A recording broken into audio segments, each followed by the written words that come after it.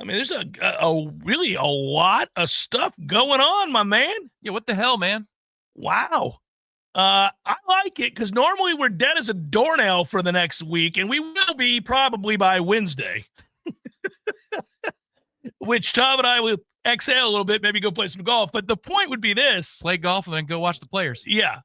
That's probably in our future. But what I would say is that I kind of like that we were able to just jump out the gates today with so much meat on the bone. You know, you ask yourself, where do you start? Well, I know where I'm starting. I was in attendance for it, and I watched it, and I have to admit, it was a little emotional, man. It was a little emotional. I made my way over to the TLC Double C for the final game of the season, final home game of the season, and Leonard Hamilton's final home game ever at Florida State. And, I so desperately wanted him to win, so desperately wanted the team to win, wanted this to be a joyous occasion for a man I respect immensely and who is on his way into retirement, pseudo-retirement. But, also there's just something about a 200th win as opposed to being stuck on 199. I don't know how it happens that way, but I absolutely just the symmetry of 200 rings true. Just seems right and fitting. And so it is that Florida State won the basketball game, which, again, on paper, you would have said they were not going to. This SMU team is a good basketball team, and former assistant Andy Enfield being there courtside coaching that SMU team, I thought honestly was nice because Andy has obviously a lot of respect and love for Leonard Hamilton. It said as much. And it seemed fitting that one of Leonard's old assistants, who's gone on to do good things, would be his final matchup, at home in an ACC game. I mean, the likelihood of that was very remote, given that SMU was not even in the ACC a couple of years ago. So here you go. And then it's the same guy who recruited the next man up at Florida State, which is wild. Yeah, it is. And Luke talked about that today. We'll get to him momentarily. We may have him on today's show. That is the hope. But Andy Enfield was there, and that SMU team was 22-8 coming in here, 13-6, and every win is really important to them. So you weren't going to get a sleepy effort from SMU. They're amongst the top three in the ACC in scoring, field goal percentage, and rebounding, Tom. So I drove my son over to the game. Bryce and I went to the game, and he wanted to see Leonard off. He's played at Leonard's basketball camps four or five times and has immense respect for Coach Hamilton and that staff and this program. And so he wanted to go, and we did, and it was great. And but I told him while we were driving over, there'd be better matchups. we could be playing somebody who's not as good as this SMU team. That'd be great. But we knew we were getting Malik Ewan back for this game, and it's a good thing, because yeoman's work was put in by Malik Ewan, who was a star of this game. And really what's frustrating, and all at the same time that you took in Leonard Hamilton's final game and the tributes, there were plenty of them. And it was interesting to me to watch this all play out, how they kept it together emotionally. He implored them, and he said this as much in the post-game press conference, and he said it to the fans in attendance after the win against SMU, that he had told his team, hey, really don't worry. Don't get caught up in worrying about me. Don't get caught up in trying to do right by me. Go win a basketball game. Worry about you guys. Don't worry about me. I'll be all right. But I don't know how you wouldn't have felt the weight of that if you were members of this team, because when you have that many former Seminole basketball players in attendance, and you have his old teammates from Tennessee Martin there courtside, I mean, that took my breath away. That was an added bonus. I knew they were going to have former players there. I knew former players from Kentucky and Oklahoma State and anywhere Ham's ever been, Miami. I knew they would be there. Obviously, I knew there'd be a lot of players that played for him here at Florida State or coached with him here at Florida would be here. We knew that. I knew the administration would roll out the red carpet, do the right thing, have the platitudes and all the numbers and things that you would want cited for an occasion such as this. I didn't know they'd have the former players, Tennessee Martin here, which was really neat. And I think Ham was a little overwhelmed too. He even said as he looked around, like that caught him off guard. It would have been hard to not get caught up in the moments, but this team played so well. They played so hard. What I found it a little frustrating. They were able to summon the defensive effort that, had they bothered to do throughout the course of the year, maybe we'd be talking about a run into the NCAA tournament. We might still be. It seems highly unlikely. There it is. Magical Monday. There you go. So I was a little frustrated by that. It was something. It was something to see play out. Malik Ewing was just so good in this game, and Florida State's able to get the win, as I said. And it was fun to watch. It was fun. He had 26 points, 8 boards. Really, the whole team played well. It was a poignant evening. I thought so. I really enjoyed every aspect of it, and glad that Ham got to go out on that note. And Michael Joyner was there, who's coaching now in the WNBA as an assistant coach. Isaiah Swan, Tom, one of your favorites, was there. Oh, sleepy Zeke Swan. Yeah, Solomon. That class was aboard. I think he was sleeping for different reasons. Solomon Alabi was there, and Kraft was there, looking menacing as ever. Always. Kraft is still a problem. Yes, he is. Monte, Brandon, Phil Kofer, Anthony Polite, Derwin Kitchen, the list goes on. Oh, man. Yeah. Phil Kofer. Yeah. That injury. Boy. Devastating. Some unlucky moments. Before the 2020 season was the ultimate unlucky moment for Leonard Hamilton in his tenure at Florida State. The Kofer injury. Situation. Yeah. And situation cost I should us. say. It's more of a situation than an injury. Man, he's had some tough breaks. But Phil, that was a good player. Yeah, and there were so many guys. My buddy Andrew Rutledge, and I saw as I was going in, I went and sat in the suite with my friends here at 93.3, and as we were going in, Rutt was going in with his old roommate, Chris Singleton, and it was cool for me. I said hello to Chris Singleton, and but Bryce sitting next to me. I mean, Chris Singleton's 6'8", and so as you're walking in, I'm like, that's what standing next to 6'8" feels like, son. Don't you just feel like a child? He's like, yes, that guy is. I'm like, when you're next to 6'8", you realize that being 6 feet tall is nothing. Like 6'8" is unbelievable. I appreciate the hell out of Chris Singleton's passion for the color garnet when they redid the court in his time here, and they said, "What do you think, Chris?" He says, "It's brown. That's not garnet." I'm like, yes, thank you, Chris. Yeah. You get it. You're right. But it was cool, Charlie Ward was there courtside. Mike Norvell was there with his family courtside. Pat Kennedy was there, former Seminole coach, and those golden years when we left the Metro and entered the ACC. Seminole and Iona Gale great. That's Pat right. Kennedy. That's right. It was funny. Bryce had no way of knowing who this person is because he wasn't alive. But I'm like, that's what? It took me a second to register. I go, that's Sam Bowie. And Bryce is like, who the hell is Sam Bowie? I'm like, well, the answer to a trivia question, first of all, because if we're going to get into the Michael Jordan discussion, you're going to end up talking about the draft that year. But Sam Bowie was there, and I was like, oh. And then I told him who he was, and then I realized, I was like, oh, that's right, his time in Kentucky. Okay. And started figuring it all out. But it was a veritable who's who.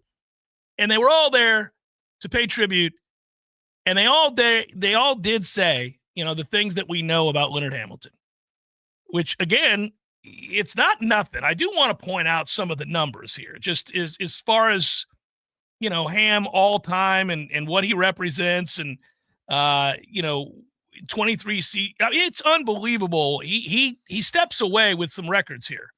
Obviously, Florida State's all time winning his coach, but to be where you're in that elite company, if you guys just go look up most wins in ACC history, and you go look up all these numbers and the legends that have been in this league, and we all know them, right? then you see where he sits in this and you think, wow, it's very, very impressive. It's some of the records that he holds and some of the company that he keeps. It's worth noting that he had a good run here. It was not, I mean, I know a lot of people would have liked more, but I think I laid bare some of the reasons that there couldn't really be more consistently anyhow in the time that he was here. Now, he wasn't a perfect coach, so he gets some of that as well. So there's no getting around that. That's fair to say. But you usher in a new era. The Loucks press conference took place this morning. Luke, I thought, did a very good job. It's good that you didn't lose the press conference, Luke. It's hard to lose these things, but he certainly did not. He's thorough. He's nothing if not thorough. He said as much at the outset, and he was very thorough in that opening statement, but I thought he nailed the Q&A. The Q&A was outstanding. I think he wants to be asked questions because he's got answers. I mean, this is a guy, I know Luke pretty well, and I've had good conversations with Luke prior to him being the head coach here. And so, I kind of have been able to pick his brain over the years and ask him, because he's wicked smart when it comes to basketball. There's no doubt. This is a guy who, when you get done playing overseas internationally, you want to work in the field of basketball. You're trying to make it. And you start out basically as a paid intern with the Golden State Warriors. And through that position, you quickly work your way into a position of being a staff member. And no matter how far down the ladder you are, you continue to get opportunities and raise through the ranks of an organization that is well run as Golden State is and was at the time that he arrived there. That says great things about work ethic and intelligence within the game, right? Steve Kerr saw something in him and created opportunities for him in player development. Now, that bodes well, I think, long-term for his career and for us here at Florida State.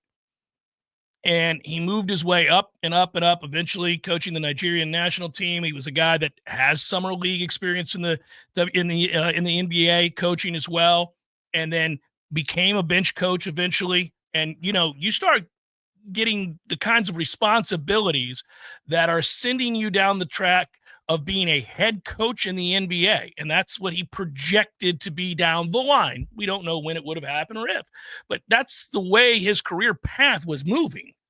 And he was, in fact, asked about it. He said, I was asked in the interview, why?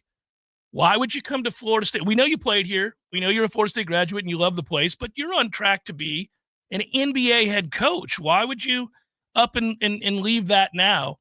And he gave the answer, which is what you would expect, that this place is very special to him, that he has a passion and an emotional attachment to Tallahassee, to Florida State. He's got family connections to this school, his early childhood memories to this school, and then eventually getting the opportunity, as you said, recruited by Leonard Hamilton and Andy Enfield while he's at Clearwater.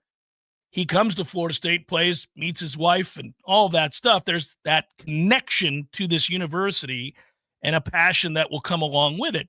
At the end of the day, these will all be very important things as to, taking a job and being here and leaving the track that you're on. But you're going to have to find a way to do more with less at a place like Florida State. It's going to be about player acquisition. And the bottom line is, I think that we're watching a really cool transition together because I think Florida State has no more luxuries like they've had in the past to kind of look at basketball as something that they want to be good, but they weren't necessarily committed to being good. And with success initiatives and where the college sports world is going, the two that make money are football and basketball. That's it. That's all. That's what's making money. And we talk about Florida State's opportunity to bridge gaps in the financial desperation that they've been in, and they're trying to close against their rivals in the SEC or those they seek to compete against nationally in the Big Ten and SEC. You can't afford to be average or below average. You got to win. You got to make the NCAA tournament. You have to start putting your chips to the middle of the table here. You have to start caring about whether or not basketball wins and wins big. So let's hope that the hiring of Luke Loucks and the transition in the sport, they marry at the exact same time, that now we have an opportunity. I hate it for Ham, but at the same time, Ham was on the back end of his career. He was on his way out either way. Just so happens that this is the way the sport has changed at the end of his career, that these two things that were at the crossroads. And I do think having connections the way Luke does to agents, and this is the big thing, understanding how to utilize your resources. And he laid it out there, but I can, it's not just Monty Williams and Steve Kerr and Mike Brown and these guys that he's worked for, worked with, worked around.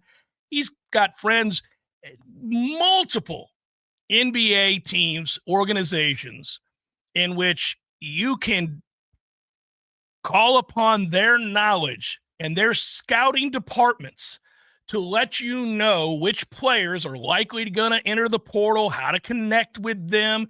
Are they the kind of player? Do they fit with what you're going to try to implement here? He's going to call in some favors. He's going to call in favors to that NBA group that he is tight with. And it couldn't come at a better time with the sport leaning more and more towards professional basketball than collegiate basketball. With an eye towards paying those scouting departments back down the line. Correct. You intend to succeed. You intend to develop players so that if they have a pick, wherever it might be, maybe you get a studders in the first round, maybe it's a late second round pick or an undrafted signee. They know if that player comes out of Florida State, they're going to fit our system at X franchise because we know Luke is going to have them developed and ready. That's the idea, and that's how you create the cyclical nature of basketball's a small community. I'm going to lean on you. Get me started. Get this machine going, because once you do, and I'm in a place of established prominence, then I'm going to be sending you guys a lot of players, and you're going to like the way that they are prepared to play at the next level. Yeah, I think it just stands to reason that you use your resources. I mean, this is a man who has 2 rings from his time with Golden State, 2-time NBA champion as an assistant with them. He's friends with some of the biggest names in the game. You're going to utilize everything you can, not just your NBA coaches and scouts and those connections, but those connections to agents. And you're going to, in the off season, you're going to have opportunities. We already know that a lot of the NBA guys that Ham produced come back and run 5s over there at the gym all the time. I'll get a text occasionally like, hey, if you and Bryce are around, you should bring it on over. We got 4 NBA guys over here playing. Got 6 NBA guys over here playing a pickup game. If you want to swing in and just have Bryce watch, you think Luke, if he gets the opportunity, will ask Steph to swing on by? Maybe ask De'Aaron Fox to swing on by? Maybe ask some of the guys that he's coached with and gotten to know really well? I think so. I think you got to do it all. I mean, at a place like Florida State, you got to find a way to go above and beyond what you have because you don't have the resources that some of these other programs do. You looking forward to going through your drills at the end of the summer? That was funny. Yeah sure. Got to gear up for that. I'm 53. I'm going to pull a hammy if we that's go my hard. worst sport. Can I put on some skates? Man, I'm going to get smoked. But Florida State gets the win. It's his 200th, which, by the way, 200th career ACC regular season victory is what I should phrase that as. He's got a lot more than 200 wins, obviously. That's 4th all time behind Coach K, Dean Smith, and Roy Williams. Pretty good company, Coach. But as Corey pointed out in his piece as well on warchant.com, it was about so much more than those wins. It was about so much more than just getting a win that day. It was nice. It's a little cherry on top, and it made the proceedings a little bit more palatable. But it was so much more about the man that he was and is and has been for his players. And to see those players come back and to celebrate him and to be appreciative. I don't know about you, but when he mentioned the texts that he gets from former players, and unfortunately some have passed, and one in particular, and he cited, and it's got to be tough. I could just picture his eyes watering up. I remember his eyes watering when Derwin Kitchen graduated. And you talk about that's a tough scene not to get wrapped up in when you see something like that, because you know how much he cares. Sure. Well, remember when I believe it was Angola, a.k.a. Angola Rodas, yeah, as the one announcer called him repeatedly, had his mom come and surprise him on the court. Oh, Leonard boy. couldn't keep it together. No, I don't think Nobody could. Well, and that's the way he had that same look in his eyes inside of 4 minutes to go on Saturday. The TV captured that. I was at baseball getting Link Jarrett's interview, and I watched the second half. And as the time is ticking down, you can feel the weight of that. Oh, yeah. Even that phrase, the time is ticking down, like there's an extra something that comes with that. Stan Jones couldn't keep it together. Yeah. I was watching my man Stan. I almost texted him. I mean, obviously, he wouldn't have seen it till after the game, but I was like, hang in there, Stan. Well, you can feel it emanate off of another, you know, and he's feeling it for himself. Stan's been here an awfully long time. Oh, yeah. But it's just you can feel that when somebody is carrying that level of emotion. And it was even apparent through the television broadcast that you could see as the seconds were ticking down that finally Leonard was allowing it to present because he was famous for his stoicism. And I'm hoping that he's famous yet again for stoicism after one magical week in Charlotte, North Carolina. But in that moment, he allowed it to rise to the surface. And you could see what it means and what it means to all of us. So we salute Coach Hamilton. Good luck up there in Charlotte. I don't know this team's equipped to make a run, but every year somebody does, as he pointed out. And a lot of times it's a team that you would never have expected. Oh, by the way, just happened a year ago. I mean, NC State. A lot of good it did their head coach who just got fired over the weekend, fresh off a Final Four appearance. He couldn't even get 2 years out of a Final Four appearance. Sweet Jesus, we sir. all know the deal. That was the exit interview. Come on, man. Yeah, I saw that. I started cracking up laughing. I'm like, brother, you couldn't parlay a Final Four run into 2 years? You couldn't even make it another? Good God, man. So I haven't even touched on the fact that NFL football's been crazy over the weekend. Hundreds and hundreds and hundreds of millions of dollars exchanging hands and players moving around and signing. It's nuts. And a high-profile, quote-unquote, change of heart for one of those players. Yes. Oh, imagine that. A change of heart. Right, indeed. Yeah, I got to touch on that. I got to touch on the baseball team just keeps on keeping on. I mentioned that. We got Florida tomorrow. So Florida State baseball, one of the 2 undefeated teams that remain in this country. That is amazing. And now we get into the good stuff because you're going to play league games and Florida, and it's going to get for real. They passed with flying colors up until this moment, but now we get to dig in. So a lot to touch on. We'll do it next. Jeff Cameron Show, 93.3 Real Talk Radio, Warchant TV. On the front lines, fighting the insanity of the woke, it's Matt and Bo.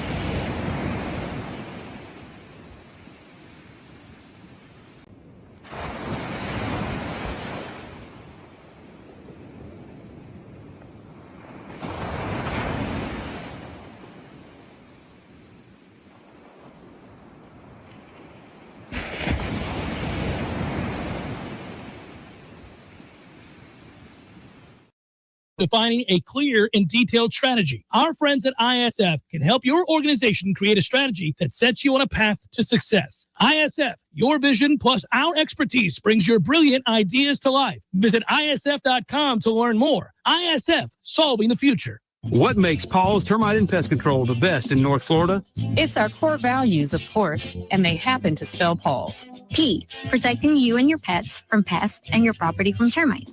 A, accept personal responsibility. At Paul's, we realize it's up to us to get things right and strive to do more than's expected. U, uphold company values. Those values include treating others with respect and understanding we represent Paul's Pest Control on and off the clock. L, look the part. As representative of this great company, we will always make sure that our image matches the character of Paul's. S, support the team. Every job we do is a total team effort to create a supportive workplace. P, protecting you, your pets, and your property. A, accept personal responsibility. U, uphold company values. L, look the part. S, support the team. Paul's core values. They make us the best. For the elimination of termites and other pests. And a greener lawn, too. Call Paul's. We'll get them all.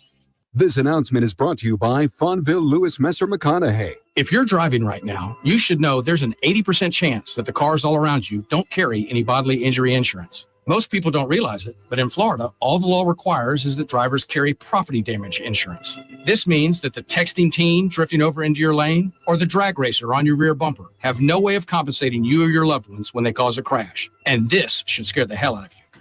Fortunately, there's an easy way to protect your family from this, and it's called uninsured motorist coverage. It's an absolute must, but a lot of insurance companies are convincing folks to drop it just to save a few dollars. Take it from the personal injury experts. Don't. At Fonville, Lewis, Messer, McConaughey, we've recovered millions of dollars in uninsured motorist coverage in crashes where our clients would have otherwise received nothing. So please, call your agent right now and make sure you have uninsured motorist coverage on your policy. We hope you'll never need it, but we'll be here for you if you ever do. Fonville, Lewis, Messer, McConaughey. Don't settle for less. Bull riding, the perfect fusion of strength, skill, and pure willpower. Professional bull. They're daredevils with cowboy souls. Come experience the true modern West, where 8 seconds of glory will create a lifetime of memories. It's PBR Tallahassee at Donald L. Tucker Civic Center, March 14th and 15th. Tickets available at Ticketmaster.com and PBR.com. Hold on tight. The ride of your life is about to begin. Science-backed, technology-tracked, and coach-led. Hey, Jeff Cameron here. You've heard me rave about the benefits of Orange Theory Fitness and the proven track record of science-backed interval training. Well, now Orange Theory Fitness has done it again, adding more ways for you to improve your health and look your best. In addition to the always great standard workouts, OTF has added Tread 50 and Strength 50 for those in the mood to just lift for an afternoon or attack those cardio goals for the day. Take the guesswork out of exercise. Make sure you're getting the most out of each and every workout. Orange Theory Fitness, location Midtown Tallahassee and Village Square Boulevard. The Jeff Cameron Show is a production of the Warchant.com Multimedia Network. Check out Warchant.com today for the latest news inside Florida State athletics. That's Warchant.com. Now, back to Jeff on Real Talk 93.3. As I said, Florida State's one of the last two undefeated teams in the country, still standing. Alabama lost yesterday, so it's just us and Tennessee. And Florida State continues to put themselves in a very good position as they get into the crux of big-time matchups. Obviously, you had a week where you were a little beleaguered, and at the time you thought you were going to play, 5 games? Did you put 4? And you won all of them, which was nice. And Tom, good of you. You got over there over the weekend. You just mentioned it. You got to go over to Hauser? Yes, in support of the staff because we had to get everybody over there to basketball. So Yeah. I got to stand with Link Jarrett after Saturday's game was over and hear his thoughts on another nice outing for Wes Mendez and an awful, they used the word putrid, I forget, but 7th inning in which they could have 10-run ruled Lipscomb, but instead it got close. It got to 11-5 with bags loaded and then hit to the base of the wall in right field. Yeah. So he was not thrilled about that particular inning. No, he wasn't. But it was nice to get back out there. And obviously in a weekend where Jamie Arnold was scratched due to illness and he's back on schedule for a Friday start this week. You know what stinks is I thought maybe, and you couldn't really do it because you want him to be pitching in conference games every week and be your Friday starter. But I was like, well, not feeling well on Friday? Well, I'm out there on Tuesday against Florida, but they're not going to. Yeah, they're not. He's going to be on regular rest, extra regular rest, yeah. On Friday. But the starters held up just fine. Mendez struck out 11 on Saturday afternoon. And I think even if there was the threat of a sprinkle on Sunday, they might have been apt to just say, we're fine. Call it a day. We're fine. Yeah. But that was the scuttle around 4 o'clock Saturday afternoon was, be on the lookout tonight. There's going to be an announcement that we're about done here with these 2 games. And so it was. And they were right to do it because yesterday it was awful here. Oh, rained all day, starting at 4 o'clock in the morning, never stopped. My poor dogs looking at me like, what gives? What do you want me to do? You got to walk out in the rain to go to the bathroom, guys. This is how it works. Let's go. Let's go. They're like, no, not doing it. Not going to do it. But, Florida State continues to win and find themselves in a great position as they get set now for games this week. And, you're excited about what you're seeing, with Max Williams kind of coming around. Obviously, the emergence of a Miles Bailey as a star in the making. Cal Fisher hit a couple of home runs this week over the weekend, including a grand slam. An oppo job that was impressive. Yeah. So you've got a lot of good things going on here. Florida State. I've always said to folks that worry not about where you're ranked in, say, D1 baseball or USA Today coaches poll or Perfect Game and the other outlets. I mean, over the years, it's always been kind of funny the way that college baseball teams are ranked. I don't really pay much attention to it. Once we get into the bulk of the season and you have some of the better matchups, you start really paying a close attention to the RPI and the pseudo RPI and those numbers to find out whether or not you're going to be a top 8 national seed. But if you're undefeated and you have the frontline pitching that Florida State does, you would presume that you're going to have a chance to be a top 8 national seed. Just keep on taking care of business. Now it's about not necessarily preserving an undefeated season, because that's not going to happen in college baseball, but do you win series? Just keep stockpiling series, one after the other. And by the way, BC won them a series against Virginia, who's really good. That's impressive. Yeah, I would say that is definitely impressive. That the bullpen is something I'm going to watch closer. There's enough interest there now, enough slip-ups, enough shaky outings that maybe you get through, but it doesn't scratch across anything to your ERA or your WHIP. Obviously Ben Barrett has struggled the last couple of weeks, and John Abraham's been up and down. They were considered to be maybe two of the first guys you would call upon. You've had some other guys emerge, but that is something that's in flux. And bullpens, there's an up and down element to it anyway over the course of a season. But to have some of the ERAs we do with some of the guys that we thought we were going to be counting on before you get into conference play means it's open season. I'm sure that Micah Posey is having some pointed conversations with those guys. This is a big week for everybody for an audition to see who those Friday first warming up guys are going to be, and Saturday as well. Well, and Tuesday. Well, tomorrow, yeah. You want to beat Florida. That's true. Yeah, you do. You'd like to win the game. Now, again, the idea being Crest gives you 4 or 5, but yeah, Crest has been really good too. So I big moment for him. Yeah, it's a great moment for him. It's a great opportunity for him. Hopefully he has a great outing, because you're right. If it's gonna be, and somebody just mentioned it in the chat about Johnny Holstaff, that's the way this series is treated. Unfortunately, it's my annual rant that we just screwed this series all to hell by doing it as 3 separate events, 3 different locations. I hate it. I loathe it, and it's always bothersome because you don't get the test that you really want, which is a Friday, Saturday, Sunday series, or the glory days of the 2-2 where you'd play Thursday. Yeah, there you go. You get the Thursday, Friday, Saturday, Sunday the way it used to be. Oh, that was great, man. 2 in Tally, 2 in Gainesville. Let's go. Make it happen. Let's see your ace versus my ace, your 2 versus my 2. Let's go. But no, we don't get that. Instead, we get these little one-offs that don't feel all that important. Last year was whole staff-ish, but this year you got a Tuesday guy. Now, they might do it, and certainly Sully, at the over-under I'm setting is 7.5 pitchers he's going to use tomorrow. Well, he uses a lot. Yeah, but we'll see. Crest's second time through the lineup with Florida. Does he get there? How does he perform against that particular lineup? It's interesting. Want to thank you guys that are listeners of this program. We went down south. You guys know that. Thanks to our friends at Above and Beyond VR.com. If you want to check out the website, Above and Beyond Vacation Rentals, that's the VR.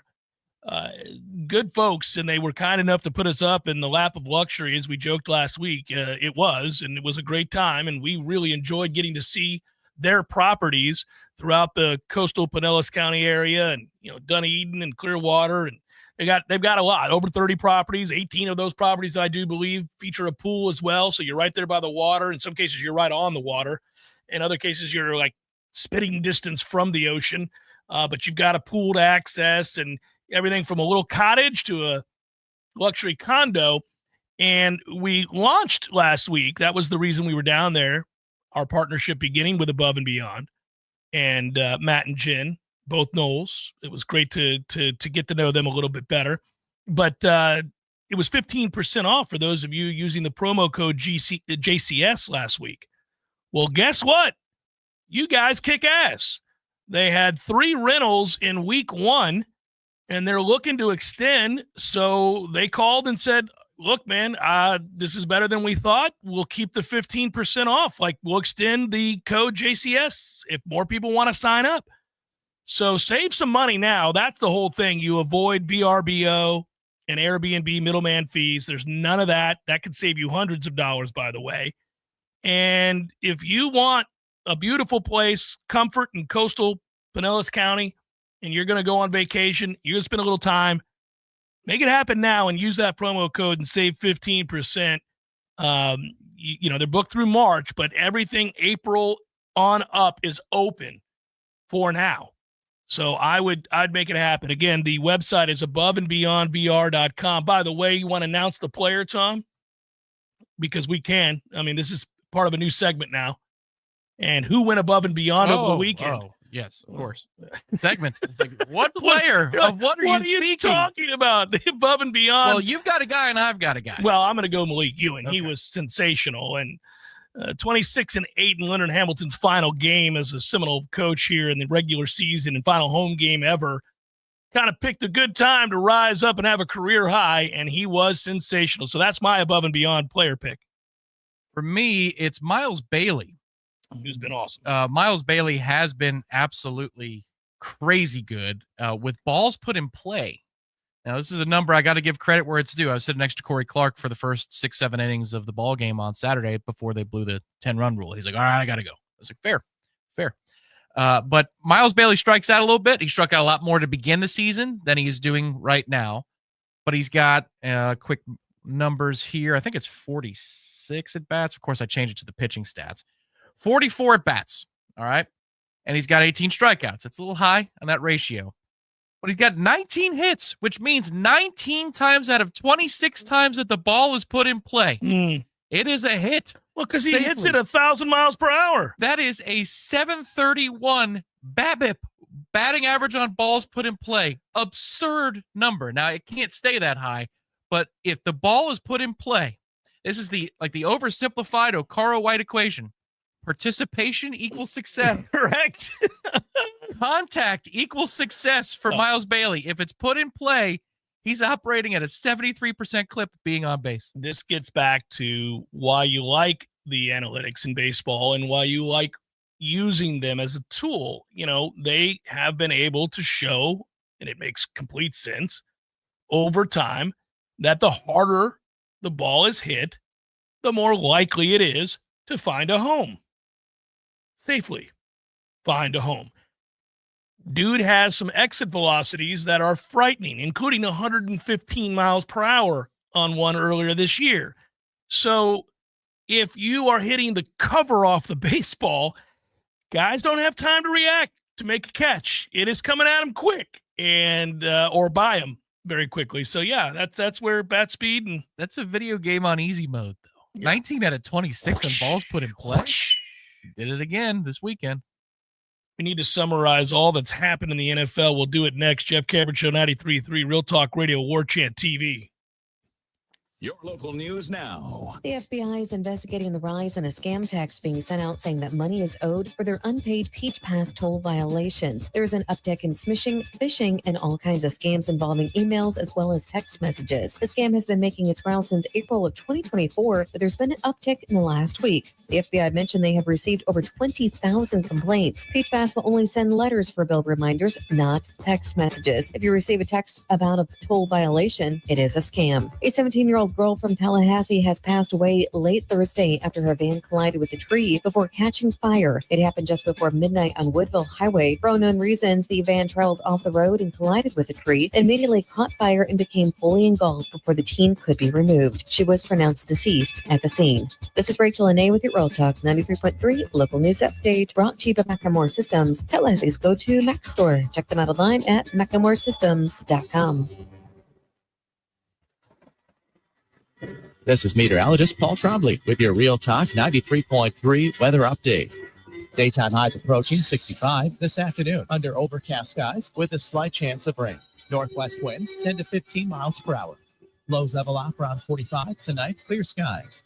Ample sunshine expected tomorrow. Highs level off around 74. This report is brought to you by the Lawn Johns. For all your landscaping and lawn care needs, visit thelawnjohns.com. Right now, 58. Is roofing and construction services. T-Bar Construction.com.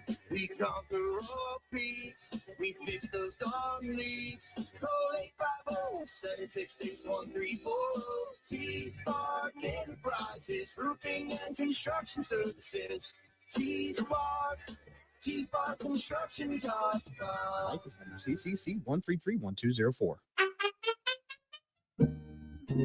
There is. Haven't seen this guy since, what was it? Oh, shoot. You two at the Sphere in Las Vegas, baby. Hey, how about that, man? Wasn't that fun? Good show. Good show. Everything about it. Nearly perfect. Nearly perfect. I had everything I could possibly want. I wanted one thing, couldn't find it, and I looked everywhere. No Cubans.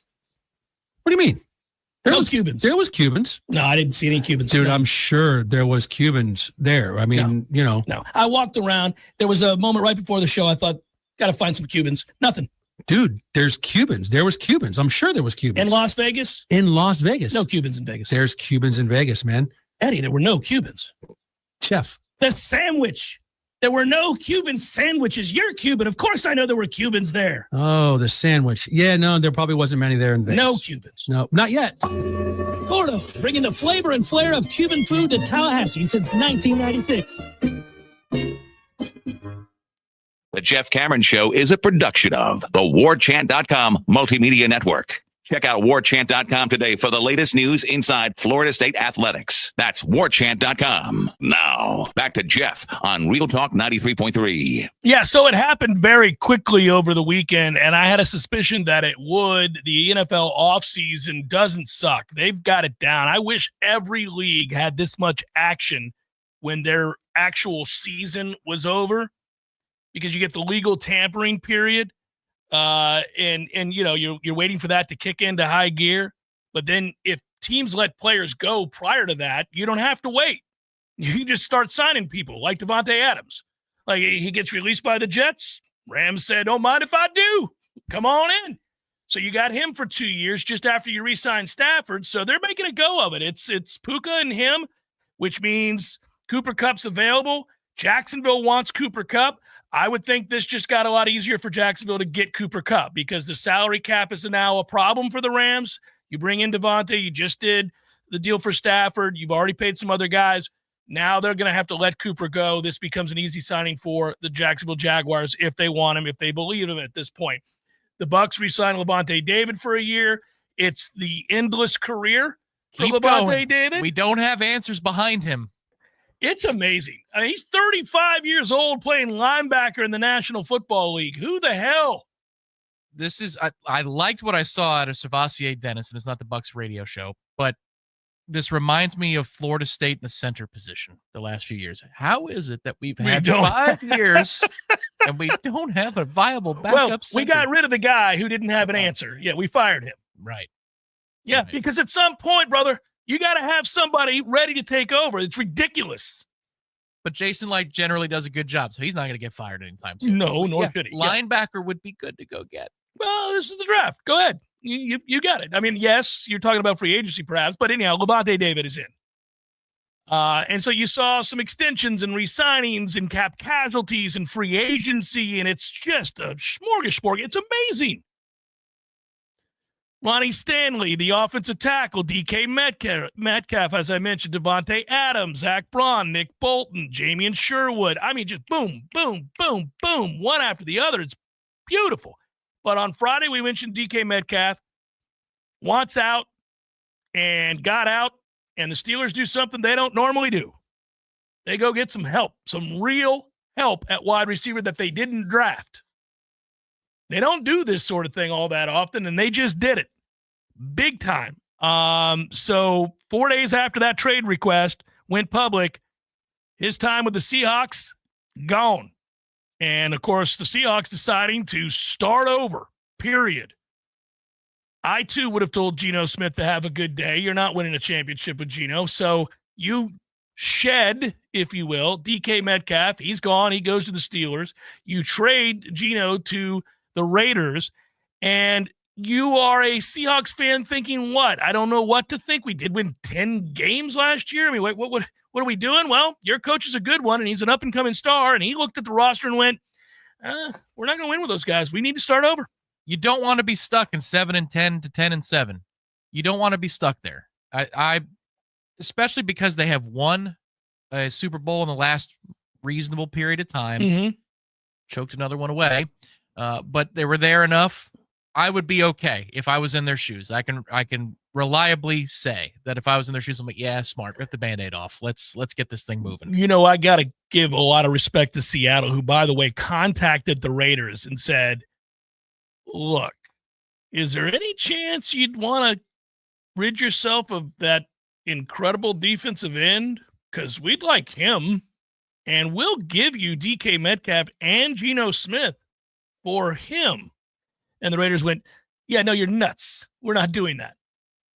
But then the Raiders called back and went, all right, we're not doing that, but would you give us Geno Smith? Because we failed to procure the services of any quarterback this offseason so far, and we don't have one. We'll take Geno off your hands. And Seattle went, Geno kind of sucks. What do you give him? What do you give us? They went 3rd-round pick. And they went, okay, that's okay. a lot of value. I feel like you could get a starter for a 2nd-round pick at most positions. That's actually good. So 3rd is awfully steep. It's a top 70 pick, I think is what it's a day 2 pick. It's a day 2 pick. It's top 70. Friday pick. Yeah, it's a day 2 pick. But if you're the Seahawks, you really are like starting from scratch here. Your team's going to be built around defense because of your coach. But you told Smith, Metcalf, and then told Tyler Lockett you're released. Who Tyler Lockett's been there since I was in college. Yeah, so that's where we're at. That happened, and it happened really, really quick. Is Doug Baldwin still there? The other deal to note here is that, Buffalo re-signed Rousseau to a 4-year extension. They re-signed Khalil Shakir to a 4-year extension. And you're like, oh, well, good for Buffalo. They're taking care of their guys that they got in the draft. They did a good job. Those guys have proven that they can play. Rousseau, I wondered about. He's been good. He's been really good.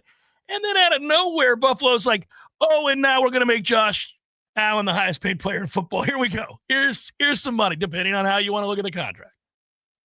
But any way you look at the contract, you know that Josh Allen will be making $55 million per season for the next 6 seasons. My pants would not be securely fastened if I were Josh Allen. They would constantly be falling down as I entered the room. Oh, I'm so sorry yet again. My pants have fallen. Must be the $55 million a year I'm making. You'd look like Jano in week 2. Look, Josh really enjoyed this offseason. Putting on the pounds, are we? I mean, that is doing some things. So good for you, Josh, and good for the Bills. I mean, you figured they'd have to do it. I mean, he's, arguably the best quarterback in football. So there you go. I just wonder with the Pittsburgh storyline, because now Aaron Rodgers' name is bandied about as maybe a possible, fit for the Steelers. Are they going to make any moves that's going to stop them from giving up 30 points or 6 yards of play in the playoffs? Are they going to, what about that? That is the larger problem. They can't stop giving up gobs of points. Well, their in the offense playoffs sucks too.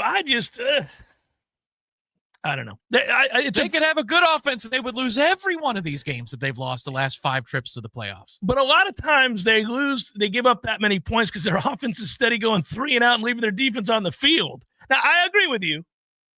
You need to be a little bit better, especially with a defensive-minded head coach. I mean, gracious. I know. Sir.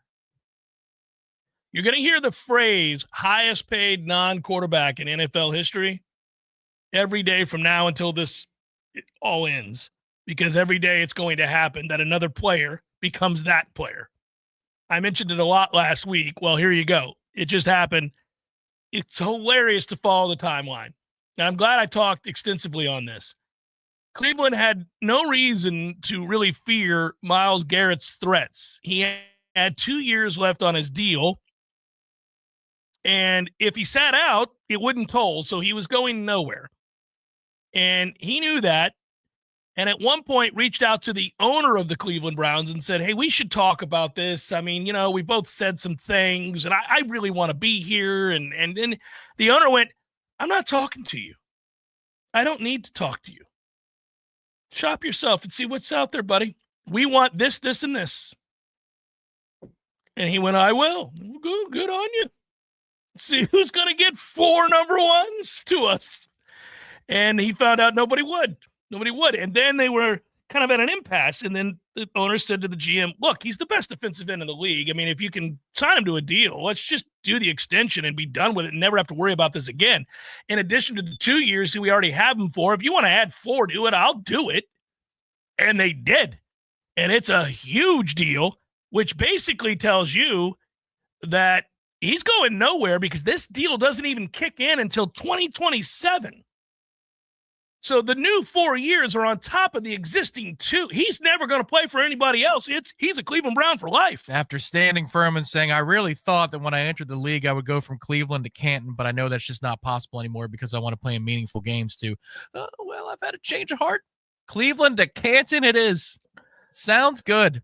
Well, look, if you're Cleveland, it works out well because you know you don't want to lose. You can't. He's a generational player. You can't lose that kind of player. And if you're Myles Garrett, I know you told everybody and you were blustery about it that you'd never play there again. Then you quickly turned around and signed as soon as they offered you the money. But, I mean, this is a win-win for both parties, so good on him. Myles Garrett will be a Cleveland Brown for life. Hour number 2, forthcoming. Jeff Cameron Show 93.3 Real Talk Radio, Warchant TV.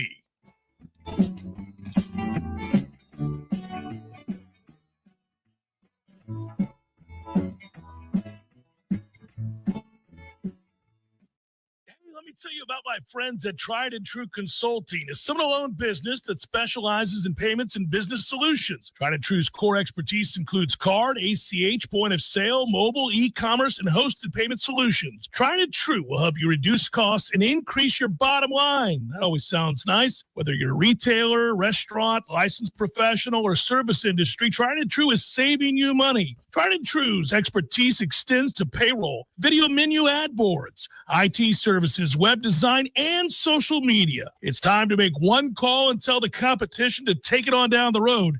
Call Don or Joe today at 844-464-6653. That's 844-464-6653. When you do business with Tried and True, they contribute 10% of the net revenue to the battle's end. So go Tried and True today. Call 844-464-6653.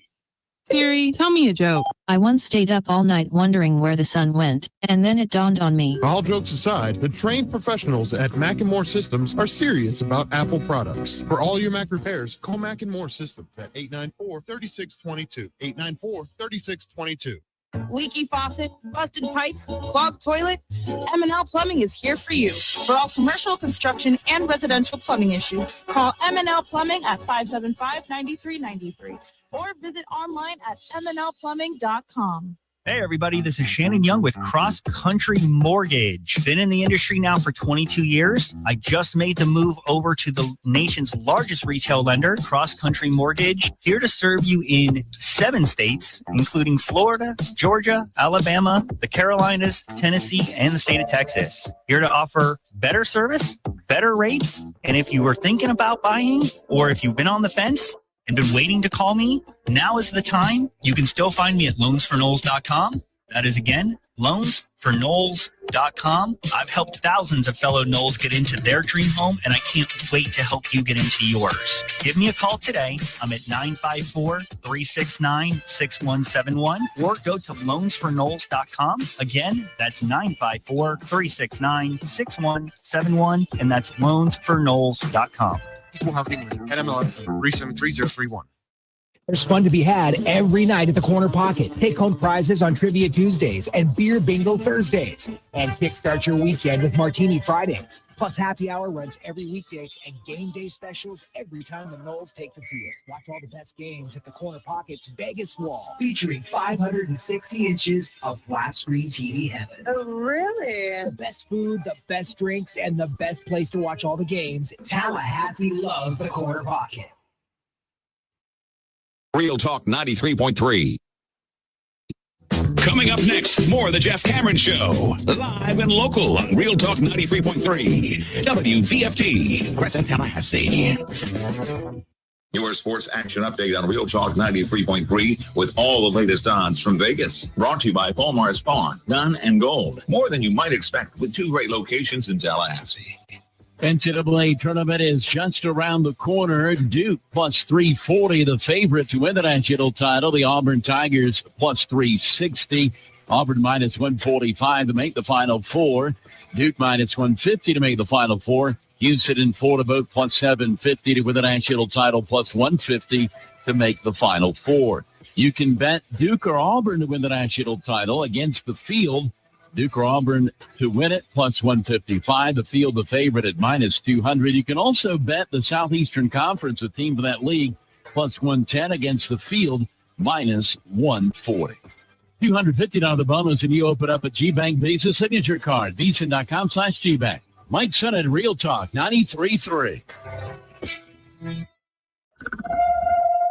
Something amazing is happening here. Scientists are using AI to study how whales talk to each other. CDW experts can give researchers the power to process complex data with HP workstations, advanced by AMD Ryzen Threadripper Pro processors. With easier handling of AI workloads, your organization can bring powerful insights to the surface. Make amazing happen. HP, AMD, and CDW. Learn more at cdw.com/HPAMD. I had the worst dream last night. You were in a car crash and the kids and I were on our own. We had to move out of the house because I couldn't afford it anymore. That's awful, hon. My brother was saying he got life insurance from Ethos. With Ethos, it only took 10 minutes and he got $2 million in coverage for around $2 a day. It's all online. No medical exam. He just answered a few health questions right from his house. Ethos, here we come. Visit getethos.com. That's getethos.com. Sample rate is a 10-year term life policy for 35-year-old healthy, non-smoking male. Billed monthly. Gather around Tallahassee. It's time to fire up the grill and make some unforgettable family memories, courtesy of Hearth and Patio. Whether it's juicy steaks, succulent burgers, or those special family recipe ribs, they've got the grills that will make your backyard the hottest spot in town. From gas to charcoal, they have the perfect grill for every meat lover's dream. Call Hearth and Patio today, where the quality of your cookout is their passion. Give them a call today, 850-727-4282. That's 850-727-4282, or online at hearthpatiotallahassee.com. When I get home from work, I'm ready to relax. So I call Swain Pools and Spas to put that pool in the back. I call Swain Pools and Spas. Now I'm so good, have some fun when I want to. Truckloads of new and used Caldera and Hot Spring Spas are available now at Swain Pools and Spas. Don't wait. Get to Swain Pools and browse the best inventory to find the spa of your dreams. These won't last long, so come see us today. Just look for the huge sign on Tharp Street or call 386-7113 for Swain Pools and Spas. I know what you're thinking right now. Where can I find a place to get my car fixed and also check out some awesome new hot tubs and spas while I wait? Well, you're in luck. Because when you bring your car or truck in to get serviced at Tallahassee Car Care, it's under the same roof as Swain Pools and Spas for tires, brakes, batteries, tune-ups, oil changes, and all the service you need to get back on the road. Choose the certified technicians at Tallahassee Car Care. Drop by our shop on Tharp Street or visit online at TallahasseeCarCare.com. Science-backed, technology-tracked, and coach-led. Hey, Jeff Cameron here. You've heard me rave about the benefits of Orange Theory Fitness and the proven track record of science-backed interval training. Well, now Orange Theory Fitness has done it again, adding more ways for you to improve your health and look your best. In addition to the always great standard workouts, OTF has added Tread 50 and Strength 50 for those in the mood to just lift for an afternoon or attack those cardio goals for the day. Take the guesswork out of exercise. Make sure you're getting the most out of each and every workout. Orange Theory Fitness, location Midtown Tallahassee and Village Square Boulevard.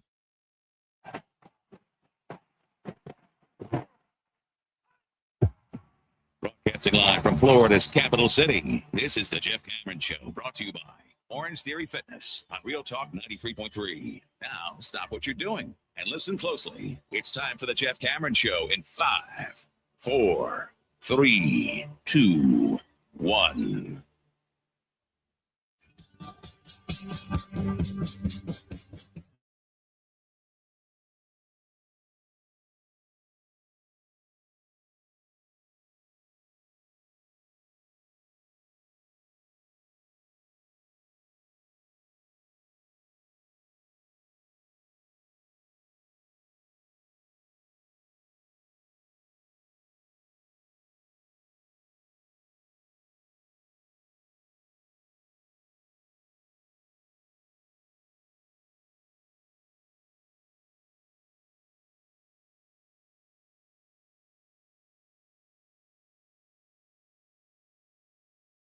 I appreciate you guys. It's a good weekend that was. Florida State wins in basketball. Florida State wins in baseball.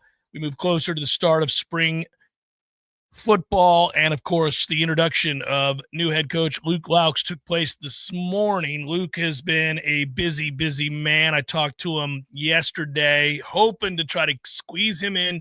He's getting on a plane to go to Charlotte to scout his players and talk about, basically he's got to decide which of these players he'd like to secure, keep, and there he is. Okay,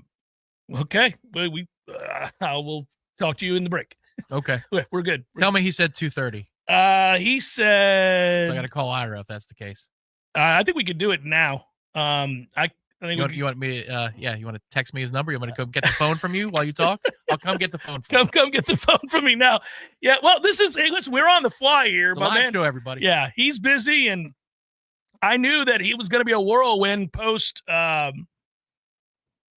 press conference and answering a bunch of questions. Text him and let him know we're going to call. There it is. Okay. What's this photo?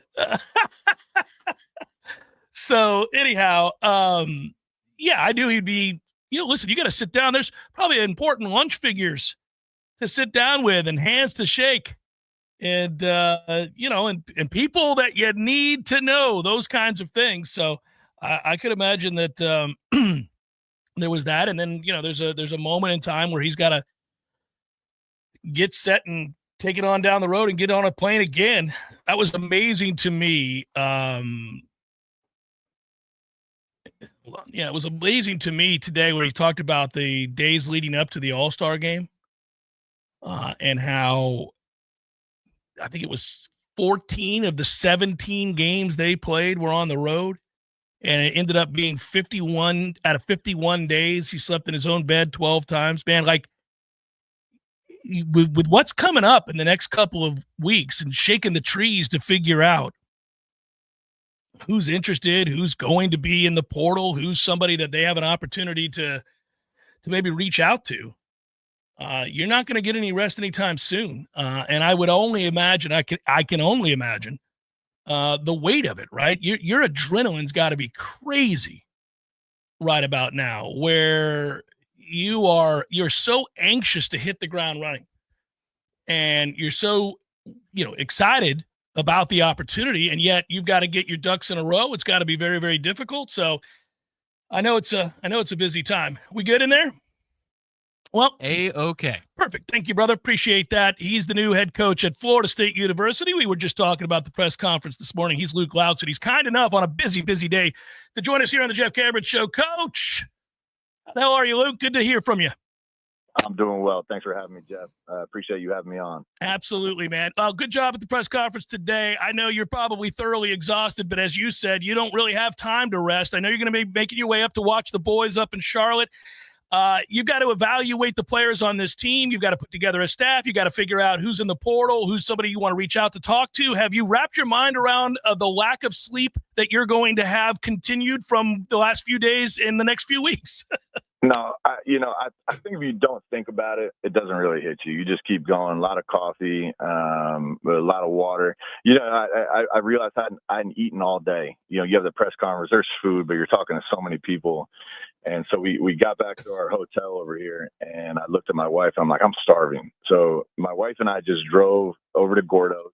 I got a Cubano, some fries, extra Gordo sauce, and in between, I've just been on the phone. I've been calling agents. I've been calling guys that have guys that are going to the portal, and obviously looking forward to seeing our team play up in Charlotte tomorrow. So lots to do, a little bit of time, and we're going to get it done. Those Cubanos are something special, are they not, brother? Man.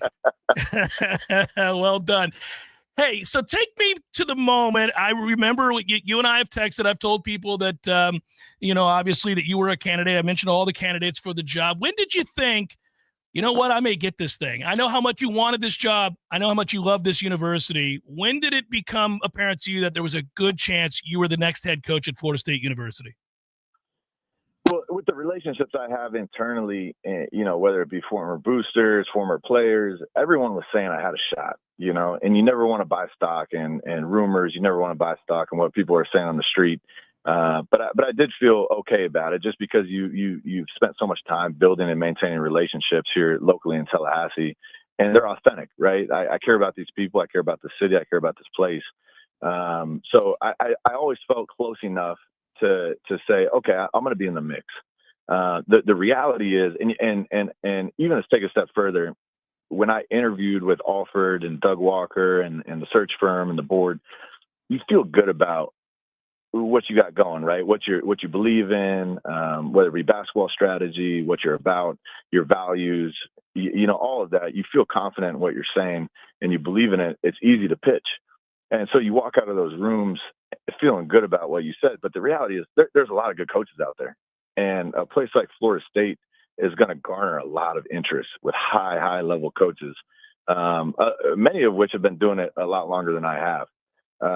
So I never put a ton of thought into, am I going to get it? Am I not going to get it? You got to step up to the plate and swing. And that's what I did. And I was fortunate enough to walk away with the job. Are you going to keep the couch? Jeff, listen, I'm going to give Coach Hamilton as much time as he needs to in that office. I am good. I can work in coffee shops. I can work in parks. I'm sitting in my car right now, and I'm getting as much done in my car as I would in an office. So the reality is that's Coach Ham's office until he decides it's not. When it does transfer over to me, the couch will be out. The couch is going. We need some upgrades. Our style is not exactly the same, and that's no disrespect to what Coach Hamilton's got going in there. You got your own thing, brother. You got your own thing, and that's as it should be. So when you get done playing internationally and you end up with a paid internship with Golden State, when do you realize, or did you already know, I know your family history. Did you say, I really want to be a coach? I want to make my way into coaching. And when you did that, did it occur to you that it would ever be in college? Or did you think, I'm going to track, as you did, to be an NBA head coach someday? What was the desire? What were your thoughts around coaching as you made your way professionally? Yeah, there was always a desire to stay around the game in some capacity. And I didn't know whether it was going to be coaching, front office, executive work. But I enjoy the game of basketball, and I enjoy sports. I enjoy competition. So if you can make a living out of that, you know, why not? Even considering going into media and doing sidelines, there's a general interest. As I got closer to the end of my career, coaching just made the most sense. I felt like I had a lot to give back to the game, and a lot of what I learned from coaches, they were former players. You know, they had been in between the lines. It's one thing to teach, and you got to be able to teach in this industry, but it's another thing to show. And hey, feel what I'm saying, but let me show you what I'm saying. And I think players resonate with that. So I think coaching was just the most natural pathway to what I wanted to do post playing, and I'm just glad it worked out. I obviously know, and you've referenced it, understandably, all that you learned from Leonard Hamilton and his influence. But I must ask you, as you came through the ranks, whether it be a Steve Kerr or a Mike Brown or a Monty Williams, so many people that you referenced today, who had the biggest impact on you in terms of your personal philosophy? Yeah, it's hard to say the biggest. I think it's a combination, and that's all life. You can learn from everyone. You can learn from high school coaches. You can learn from coaches you don't even work with, coaches you coach against, and the strategy they use against you. And I think there's a lot of that. If I had to single out one person, it would be Mike Brown. I think we related a lot. We saw the game similarly in the sense of the attention to detail and the preparation and the importance of all the small things that go into winning. There's a lot of coaches that are big picture guys. Mike is very, very much a detailed guy. He's going to turn over every rock. He's going to know every play of the opponent. We're going to know adjustments to every play. There is no detail left unturned when you walk into that game. And I love that. You know, I love being prepared. I love knowing the answers for the test before you take it. So he's been an incredible influence on my coaching career. But the reality is, even Mike and I, and Mike will tell you, we disagree with each other all the time on basketball philosophy. And that's what makes us close friends. We love, hey, is this a better way to do it? No, I think this is a better way. And both of you can be right. You know, there's a lot of different ways to play this game. But he's had a huge impact, not only on my career, but on my life. I'm curious, while you were working with Sacramento before that Golden State, were you watching the changing? Well, you had to have been, but to what extent could you lock in on all the changes that have happened in collegiate basketball and player movement and unrestricted free agency, the portal, NIL? And did you begin to think, okay, I got to get a handle on this. Maybe one day I'll have an opportunity to be a coach. I have to be able to hit the ground running. Talk about your thoughts on that and what basketball is now as opposed to when you played here.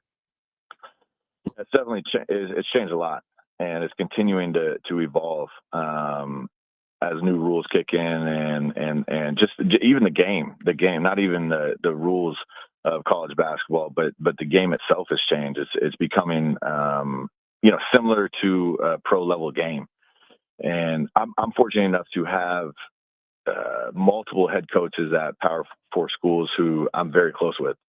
And so like Kevin Young, who took over BYU together in Phoenix. And so obviously I got to pick his brain constantly about what he's going through, how's he dealing with recruiting, NIL, all of that. And he's done a great job in year one. Todd Golden over at Florida, he was at the University of San Francisco as an assistant coach when I was an assistant with the Golden State Warriors. So we played men's league together. Our friends, our wives are friends. And we used to talk about basketball all the time. He'd come to our Golden State practices. And then obviously his career took off. He became a head coach at San Francisco and then a head coach at Florida. And you see the type of teams he's putting together. And the list goes on. I mean, I could give you 10 other names of coaches at this level that I'm very close with. So the information flow was pretty natural in terms of my curiosity of, okay, I see this trend. This is more and more, I don't want to say likely, but more and more of a possibility that this could eventually happen. So you just make the right calls and get the right information and then approach the next steps. You mentioned it. You have a passion for this place, obviously. You grew up a Knoll. You later became a Knoll, played here, obviously. You've always watched from afar. I know just from texting you back and forth, you were always rooting for Ham and this program to continue to do great things. Now you get this dream come true. You get this job. And yet you have no, as I pointed out before, no time to really exhale. You've got to hit the ground running. You'll go up to Charlotte, but what's next in terms of order of operations for you? I'll let you get out of here. I know you got to go, but I'm curious, what should we expect to hear in the coming weeks from you about Florida State basketball? And I guess, what are you prioritizing now? Yeah, the first thing is to connect with, and for a lot of them, reconnect with all of the amateur, all of the coaches around the state of guys I'm going to eventually recruit. And a lot of those coaches have influence over the transfer portal because all of their kids who chose colleges and now those kids are transferring, that naturally they go back to their people, right? Mm-hmm. And so introducing myself, and a lot of them I've already had relationships with from growing up in Florida, playing youth basketball in Florida. I have a lot of strong ties around the state.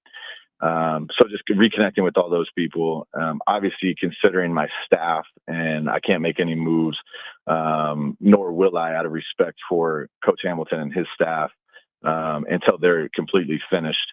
But obviously starting to put those pieces together and thinking about the characteristics and the type of people and all the relationships.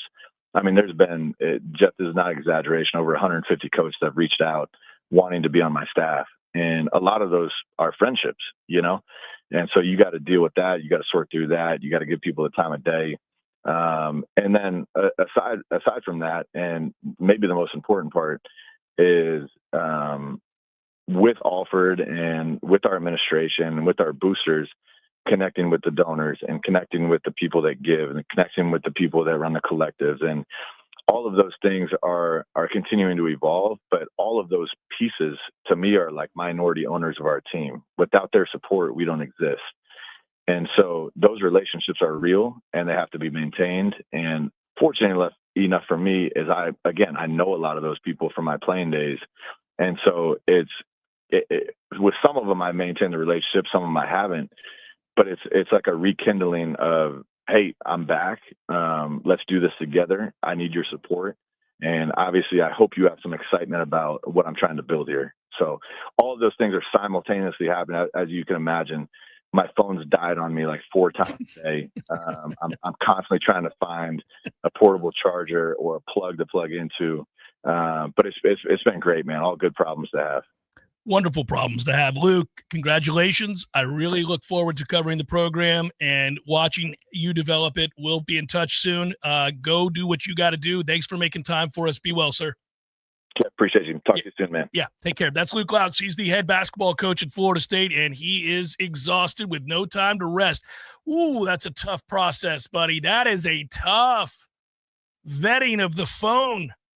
150 friends, former colleagues, teammates, players, people that you know, respect, like, and only so many positions to fill.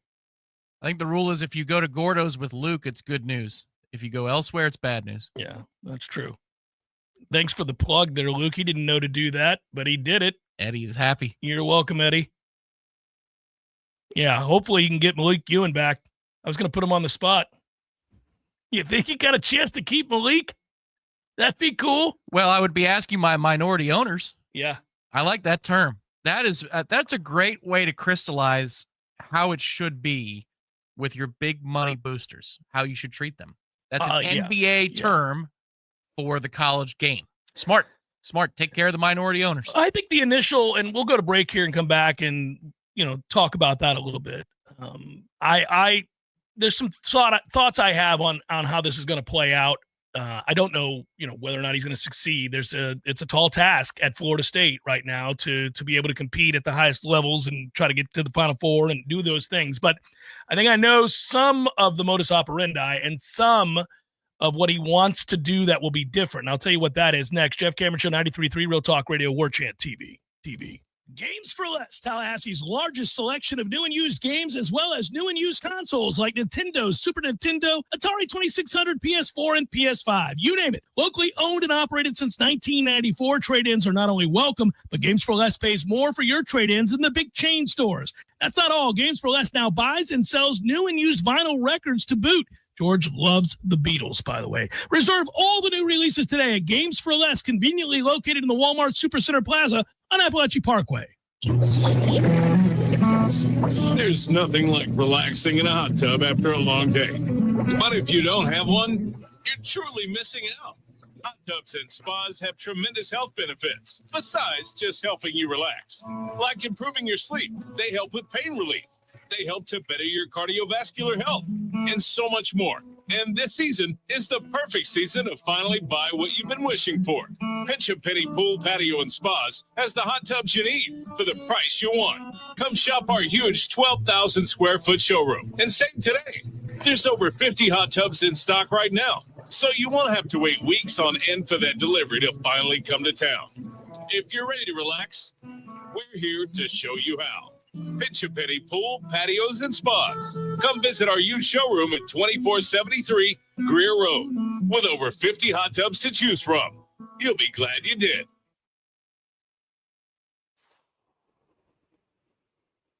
It's our core values, of course, and they happen to spell Paul's. P, protecting you and your pets from pests and your property from termites. A, accept personal responsibility. At Paul's, we realize it's up to us to get things right and strive to do more than expected. U, values. Your values include treating others with respect and understanding we represent Paul's Pest Control on and off the property. L, look the part. As representatives of this great company, we will always make sure that our image matches the character of Paul's. S, support the team. Every job we do is a total team effort to create a supportive workplace. T, protecting you, your pets, and your property. A, accept personal responsibility. U, uphold company values. L, look the part. S, support the team. Paul's core values. They make us the best. For elimination of termites and other pests. And a greener lawn, too. Call Paul's. We'll get them all. This announcement is brought to you by Fonville Lewis Messer McConaughey. If you're driving right now, you should know there's an 80% chance that the cars all around you don't carry any bodily injury insurance. Most people don't realize it, but in Florida, all the law requires is that drivers carry property damage insurance. This means that the texting teen drifting over into your lane or the drag racer on your rear bumper have no way of compensating you or your loved ones when they cause a crash. And this should scare the hell out of you. Fortunately, there's an easy way to protect your family from this, and it's called uninsured motorist coverage. It's an absolute must, but a lot of insurance companies are convincing folks to drop it just to save a few dollars. Take it from the personal injury experts. Don't. At Fonville, Lewis, Messer, McConaughey, we've recovered millions of dollars in uninsured motorist coverage in crashes where our clients would have otherwise received nothing. So please, call your agent right now and make sure you have uninsured motorist coverage on your policy. We hope you'll never need it, but we'll be here for you if you ever do. Fonville, Lewis, Messer, McConaughey. Don't settle for less. Science-backed, technology-tracked, and coach-led. Hey, Jeff Cameron here. You've heard me rave about the benefits of Orange Theory Fitness and the proven track record of science-backed interval training. Well, now Orange Theory Fitness has done it again, adding more ways for you to improve your health and look your best. In addition to the always great standard workouts, OTF has added Tread 50 and Strength 50 for those in the mood to just lift for an afternoon or attack those cardio goals for the day. Take the guesswork out of exercise. Make sure you're getting the most out of each and every workout. Orange Theory Fitness, location Midtown Tallahassee and Village Square Boulevard. The Jeff Cameron Show is a production of the Warchant.com Multimedia Network. Check out Warchant.com today for the latest news inside Florida State athletics. That's Warchant.com. Now, back to Jeff on Real Talk 93.3. So, listen, I enjoyed the conversation there a moment ago with new head coach Luke Loucks, Florida State basketball. Appreciate you, Luke, and appreciate that conversation. I think you get a little insight into the Luke's efforts to kind of stamp this thing and get moving, right? I can't imagine how anxious you would be. You only get one first impression, and you have to hit the ground running, and you've got a lot of people to talk to. You got a staff to put together. You've got players on your own team to talk to as well. And you've got to go watch them play a game and assess that situation. He's probably got countless to-do lists that will allow him to then take the next step wherever he wants to go. I do think that he is going to be very involved. And you'll see this will be different, very involved in the community. I think you're going to see a guy who understands that it's a unique place, Florida State is, that you don't have the resources other programs have necessarily. Now, again, I think that might be changing, especially now that Florida State found themselves on the right end of the agreement with the ACC. But you've got to try to find a way to coerce more money from people who have been given it elsewhere in the past.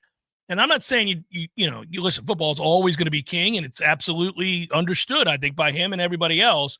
But there's more money out there, but you got to press the flesh. You got to be around people. You got to go to things. You got to be part of the community. You got to spend a little bit more time doing those sorts of things. Old school coaches didn't like to do that. They didn't. And I think he's very, very obviously new school and understands the difference. I think it's very important today. It's one of the last things he said during the Q&A is he hopes this is his final head coaching job. He's not coming here to elevate his resume and then go take the next job.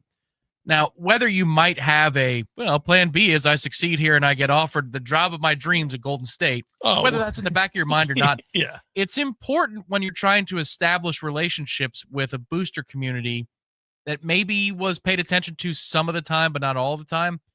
You let them know that I'm here for the long term, because at that point, people are more willing to part with their dollars if they're thinking that you're not using your alma mater as a stepping stone to the next gig. Because at Florida State football, when you take the football job, there aren't very many jobs in the universe that are better than Florida State as a head coach when you're just football.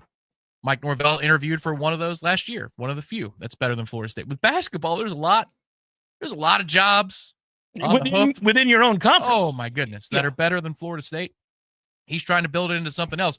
But when you need those shareholders, those minority owners to come with it in the purse strings, it's important to tell people that, hey, man, I'm not even going after some of these high-level recruits because I know our place where we are and who I can get, but I'm also going to be here a long time because I want to change that fundamentally. Smart messaging. And I think it's genuine, too. I think, obviously this was a dream job for him. I mean, as a former player here and as somebody who grew up a Knoll in the state of Florida playing at Clearwater, we were just driving past that high school last week. I told him, Coachman Lakes, we're proud of him. Yeah. Because I grew up right down the road. Did he laugh? He did. Yeah. A busy laugh. We can talk about this later. Yeah, it's a busy laugh. Get me on the show, Jeff, so I can be done. so I can get home and kind of get maybe a 1 hour nap in before flying up to see Florida State play basketball. It's got to be Luke, do you remember the Dairy Curl on Gulf to Bay?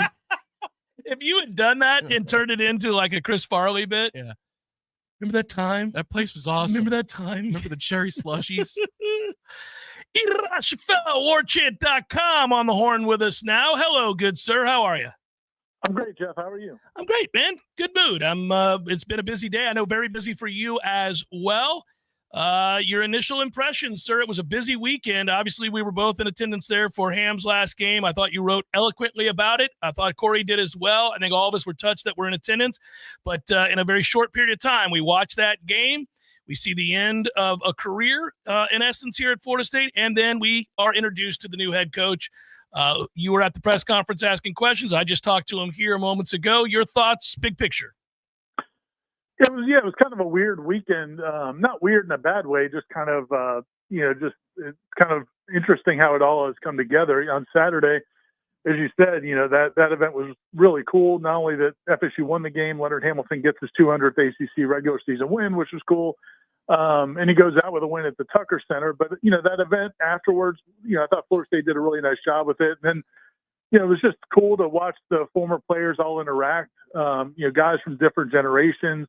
There were even some players, Doug Edwards and Charlie Warchant, guys that played before Coach Ham, but mostly his guys. And, it was just cool to see them. It's a real fraternity, a real brotherhood that those guys have. And I think they had a blast coming back this weekend. And then Luke wasn't there because, he couldn't get back. He had a game the night before, and he was coming into town this weekend to take the job. But, he would have been in the middle, under normal circumstances, he would have been in the middle of all that with those guys. And it was kind of cool to talk to those guys about their excitement about Luke getting the job, and a few of them were paying more close attention to it than others. And a few of them weren't really sure. It was definitely Luke. And, but they were super excited about it. And so it's kind of cool. It kind of, in some degree, it kind of carries on the family connections between the past and the future. I was going to specifically ask you that. Had you talked to those players, I know you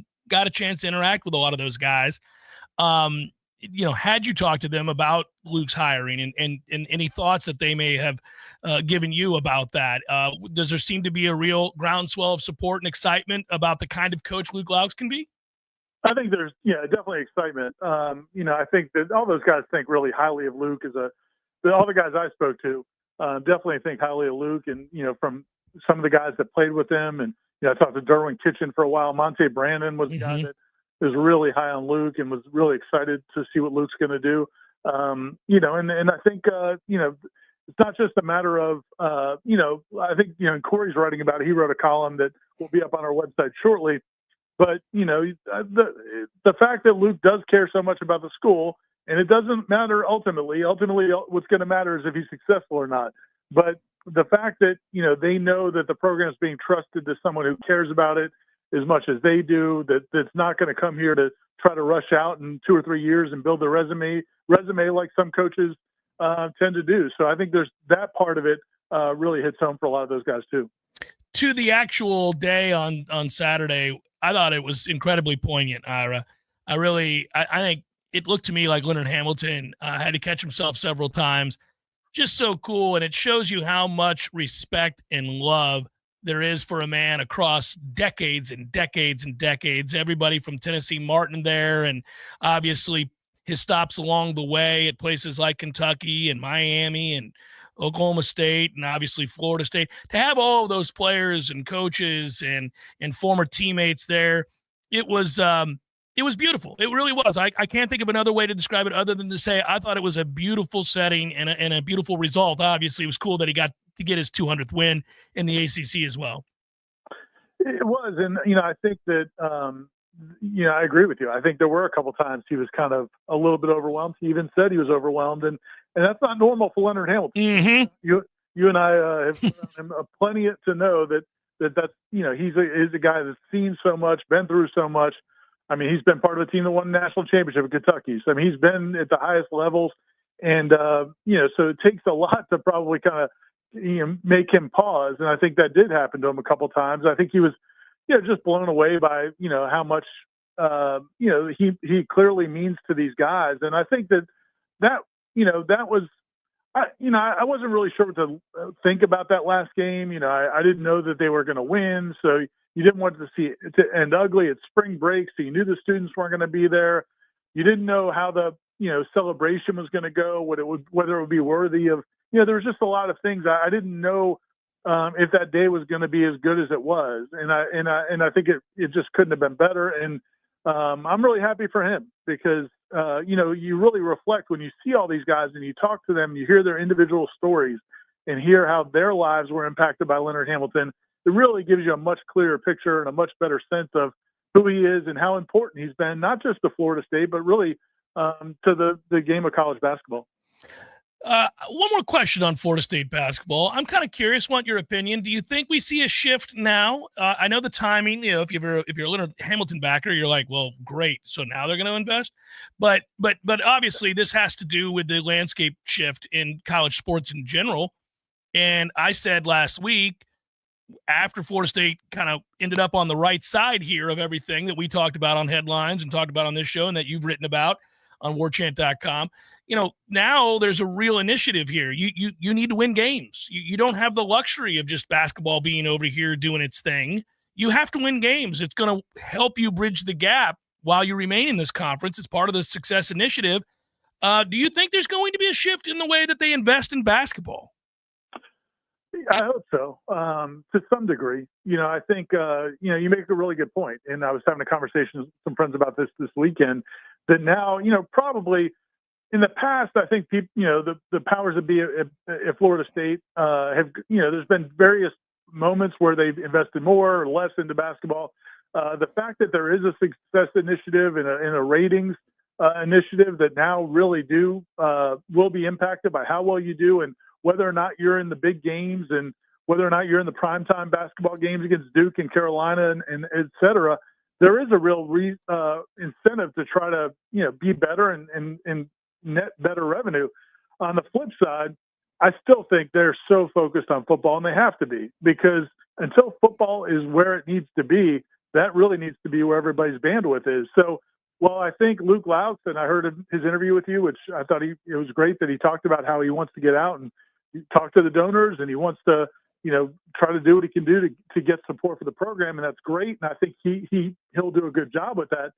At the end of the day, the school needs all their resources into football because that's what's going to determine the big picture. That's where the most return on investment is going to be. So I think it might be incremental. I don't expect it to be a dramatic change right now because, listen, man, every dollar that goes to Florida State basketball, somebody over there is going to think that could be going to football.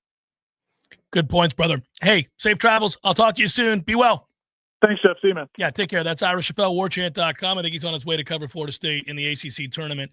I want to respond to something he said there at the end about the way that other coaches view football within the athletic department and how it affects their job. I've had a lot of these conversations over the years with coaches that are not part of the football program.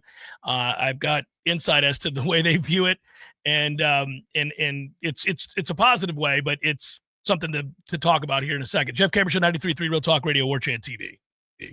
Your local news now. After receiving overwhelming input from the Tallahassee community, the Florida Department of Transportation announced they are rolling back plans proposed by the Blueprint Intergovernmental Agency to remove the center left turn lane and add a sidewalk on the west side of the road between Calhoun Street and 6th Avenue.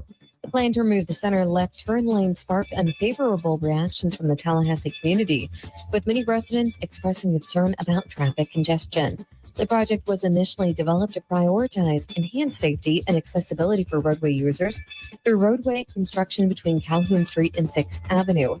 FDOT is now planning to resurface Thomasville Road while keeping the current roadway configuration. This is Rachel Lene with your Real Talk 93.3 local news update brought to you by Macklemore Systems, Tallahassee's go-to Mac store. Check them out online at McLemoreSystems.com.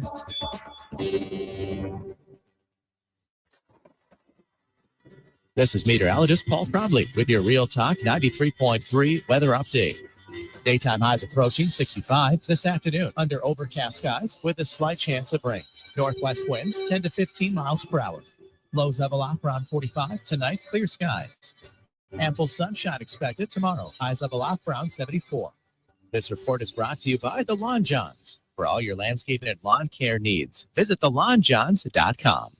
Right now, it's 61 degrees. Hey, no fans, our partner ISF Inc. is a national management and IT consulting firm located right here in Tallahassee, Florida, solving the future for state governments through strategy, process, and technology. As a trusted advisor for state governments, ISF knows the importance of defining a clear and detailed strategy. Our friends at ISF can help your organization create a strategy that sets you on a path to success. ISF, your vision plus our expertise brings your brilliant ideas to life. Visit ISF.com to learn more. ISF, solving the future.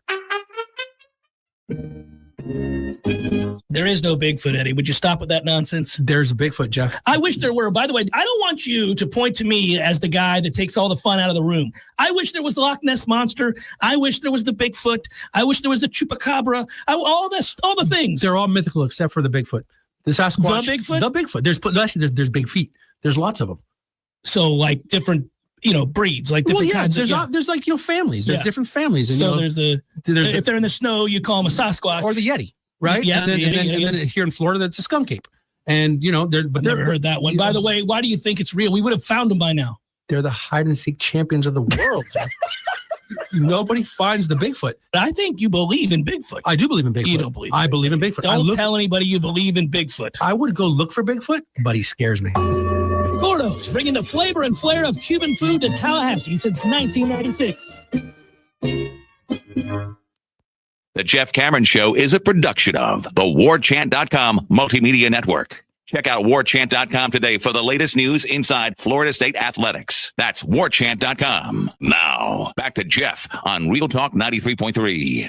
So I was just mentioning a moment ago before we went to break that, a lot of times you think of the money that's invested in football and you wonder how the rest of the athletic department views that situation. If you're a coach at a program that's a revenue maker or not, especially not, you understand that you're not going to get a ton of help. I mean, any of the monies that would be deemed extra, if you will, are going to football. I mean, that's how that's going to work. But I remember many moons ago having conversations with coaches in, many of the programs. Trey Jones and I have had this conversation. I've talked with tennis and golf and baseball and all these things, over the years. And almost assuredly every time you get the same response about being a coach at one of the other programs that's not football, and that is we desperately want football to kick ass. We don't sit around resenting football. We know what Florida State is.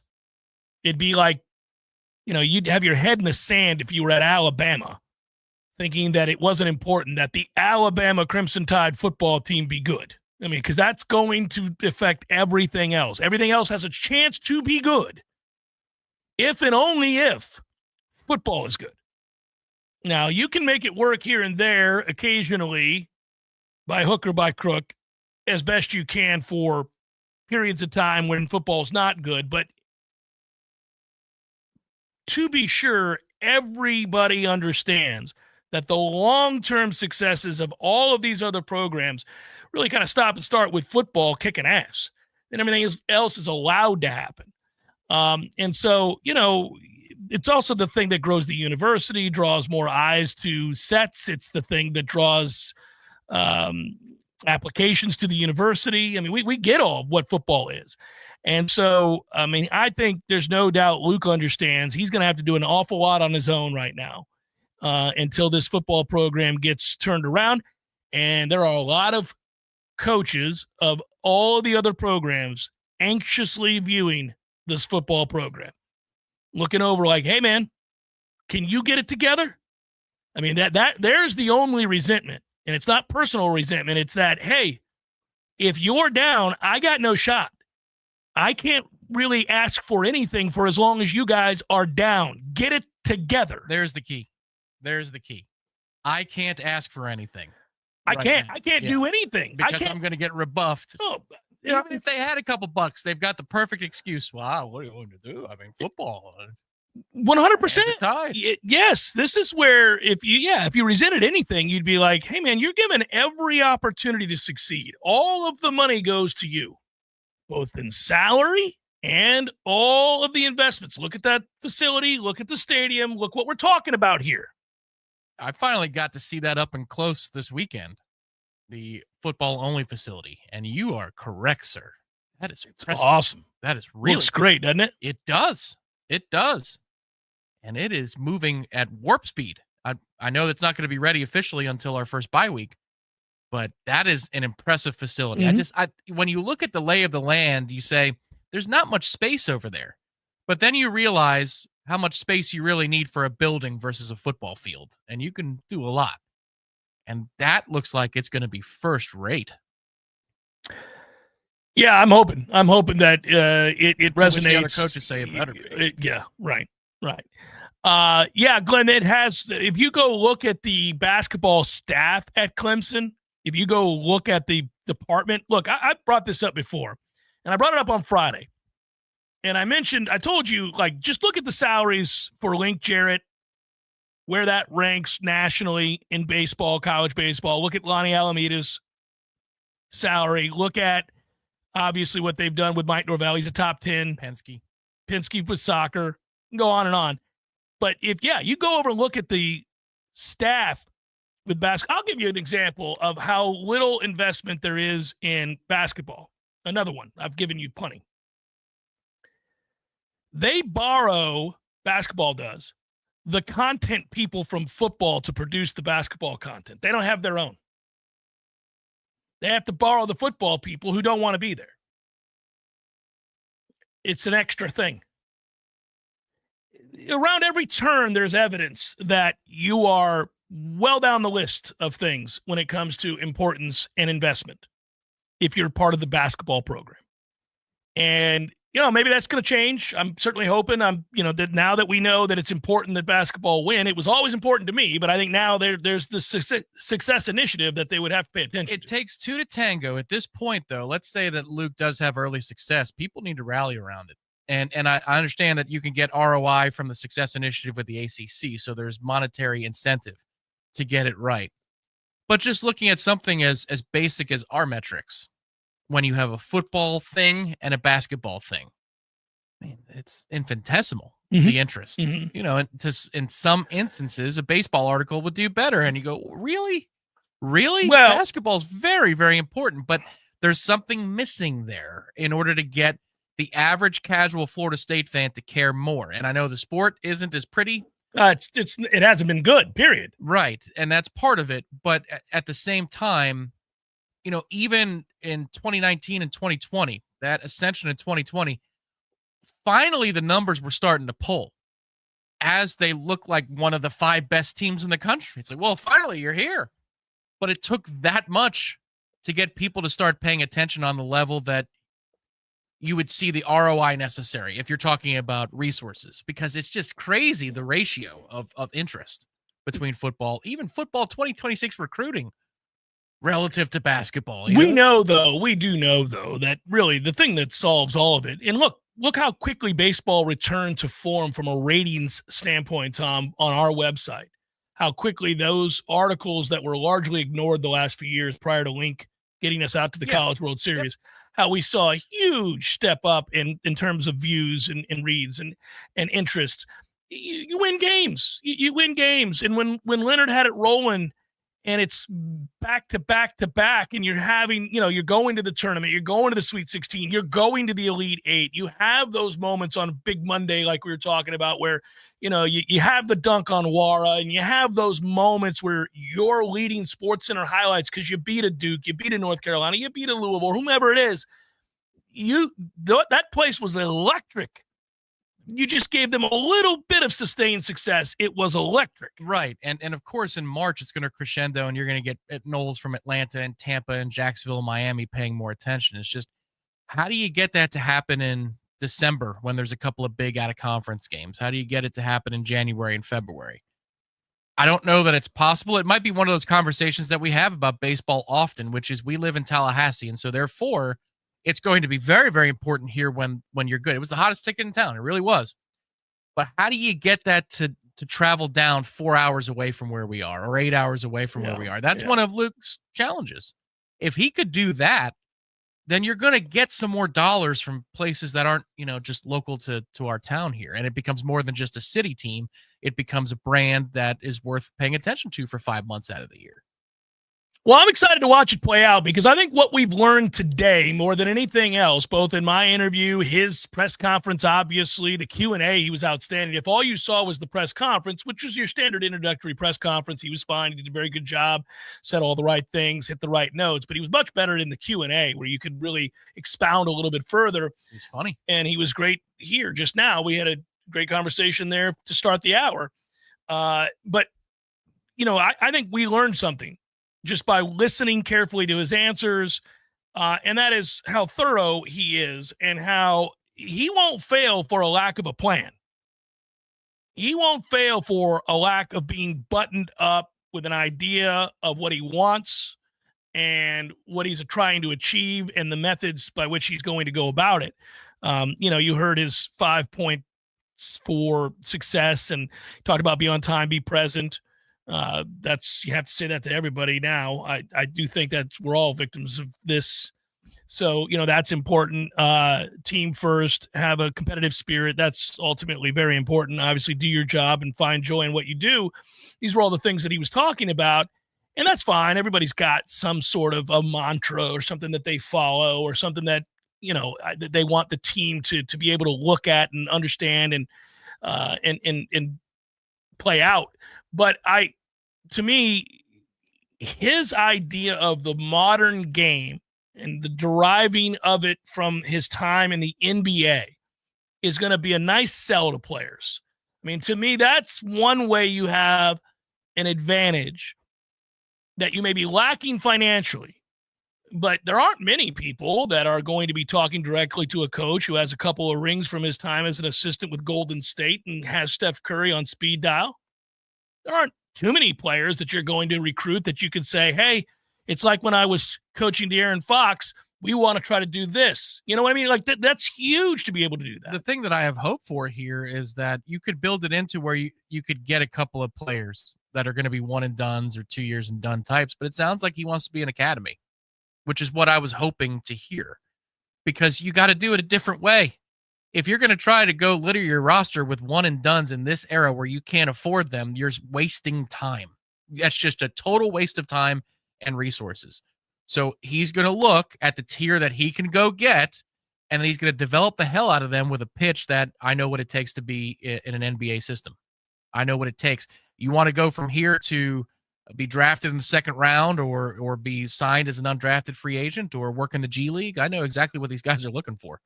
And if you don't believe me, I can FaceTime him right now. So what do you say, young man? And if you build that up enough, it's almost like Leonard 1.0 to 2.0. Right. Philosophically, it's going to look differently on offense and defense, but he didn't start pulling one and dones until after he won an ACC tournament with the likes of a Loucks. Mm-hmm. And I'm not docking him because that's what Luke said today. He was very self-deprecating, saying that I wasn't very good.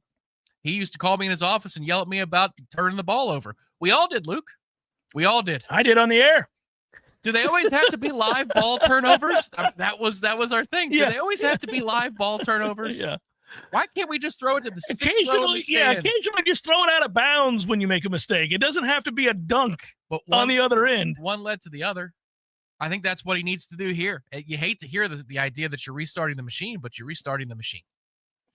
Well, I go back to a conversation we had a couple months ago, about a month ago, and I wanted to look it up while you were talking, and I'm not going to talk out of school here. This was purely about basketball. We were just talking about basketball, and, he was talking about the need to really have a vision for how you want to play, and then when you're vetting players, you already have this idea. This is the way I want to play. Does this guy fit within those parameters? I can't waste time on guys that are not going to play the way that I need to play to win, right? And he talked about that and having a vision for that and being able to sell that vision. And then you do have to, at a place like Florida State, and I'm going to paraphrase here, you're looking for value-added players.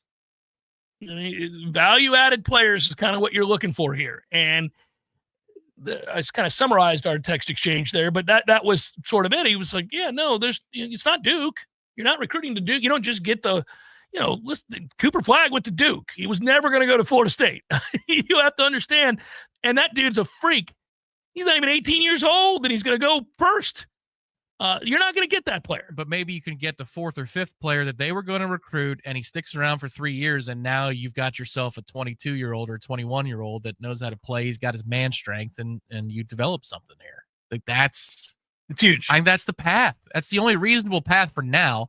You get into the Power 2, and we have this windfall of money coming in 5 years from now. All right, let's start spending. But for the moment, you're going to have to do it a different way. Shannon Young has made a move to be part of the nation's largest mortgage company, now with Cross Country Mortgage. It's good stuff for you. Better rates, better options, stronger support group for him, faster response for your needs as well. He's also in 7 states. It's Florida, Georgia, Alabama, Tennessee, Texas, and the Carolinas to boot. And in addition to those changes that are good for you, some things do stay the same. And Shannon's got 20-plus years of experience in this field, relentlessly goal-oriented guy. I know him very, very well. I like the fact that most people who advertise with me, I got a sense of who they are, and I know who they are as a person, not just a business. And his passion and unwavering commitment in this process is something you want to be a part of. He does a great job. Get best loan options is basically what I'm trying to say. Loansforknowles.com. That would be loansforknowles.com. Final hour forthcoming. Stay with.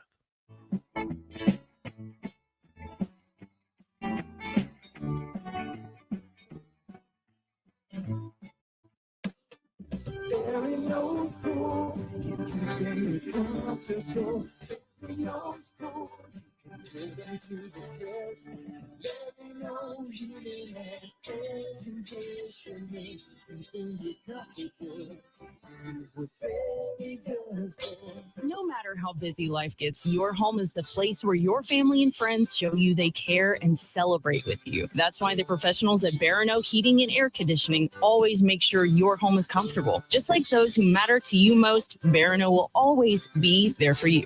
This is Tyler from Barano Heating and Air. Now you can schedule an appointment, purchase or renew your service agreement, or pay your bill from your mobile device. Any day, anytime, anywhere. When you turn to the experts at Carrier and Barano Heating and Air, online at baranoac.com. Florida license number CAC 186-186.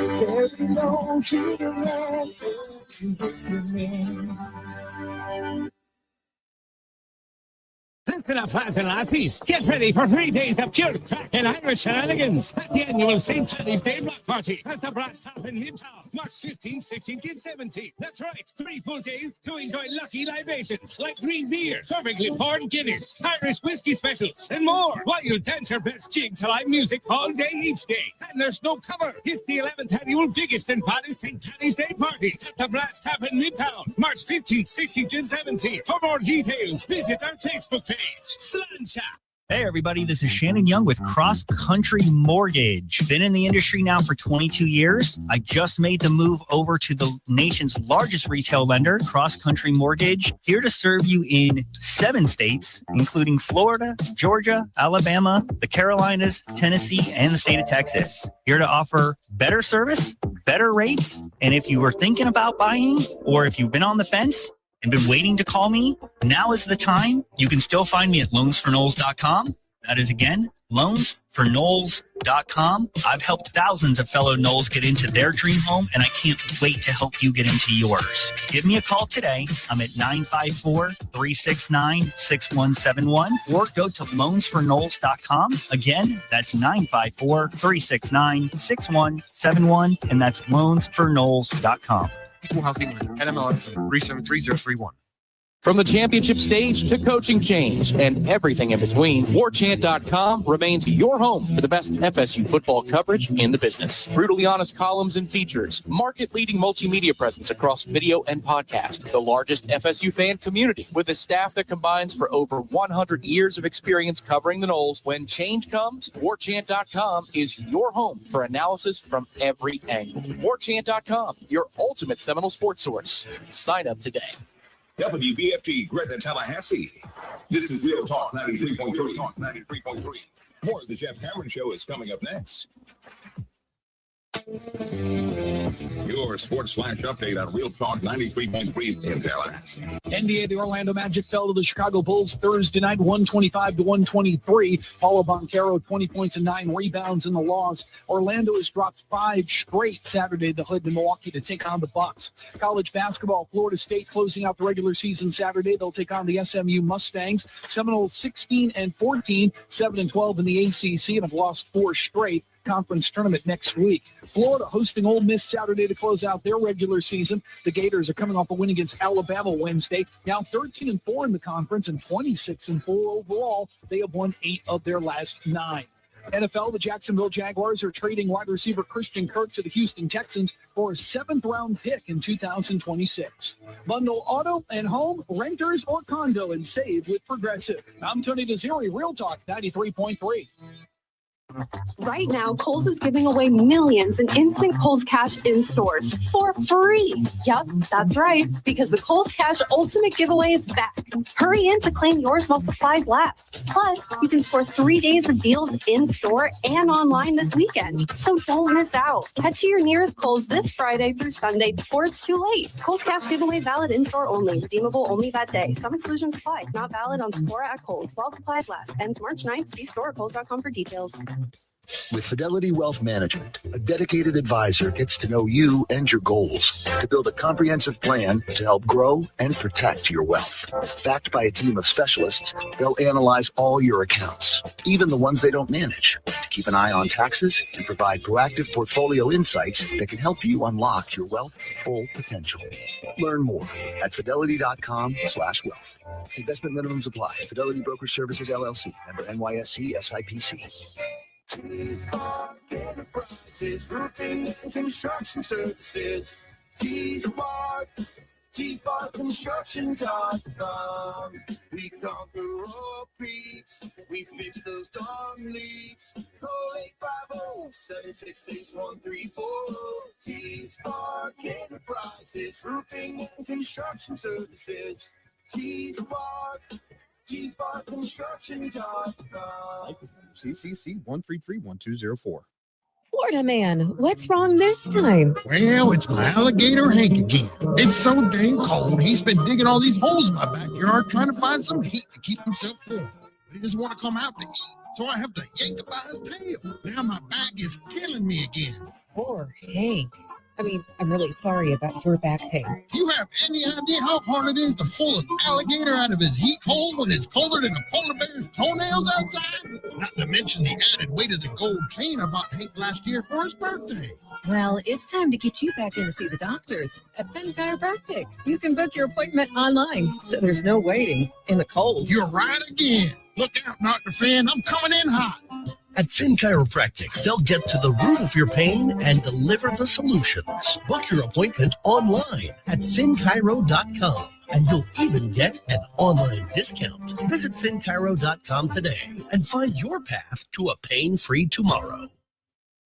Well, it's so great being back in the Oval Office looking out over the White House lawn. Speaking of lawns, I got to tell you about the Lawn Johns. They're the best. Anything from basic lawn care like mowing, edging, weed eating, and they can do even a full landscape design. Believe me, it's incredible. In fact, Elon and I have big plans, and we're going to grow grass on the moon, and guess who's going to be doing the lawn up there? Yeah, you got it. The Lawn Johns. Call them right now, or for a free estimate, you can visit them online at thelawnjohns.com.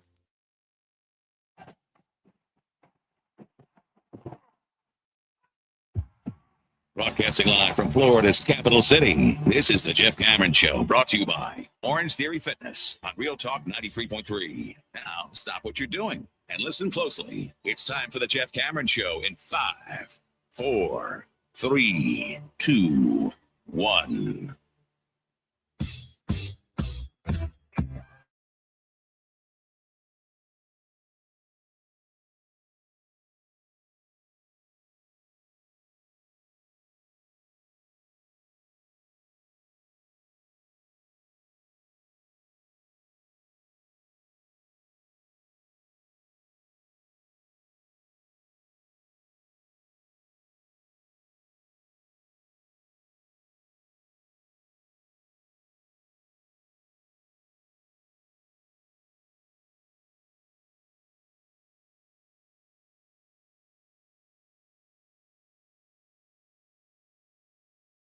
with all the damn rain.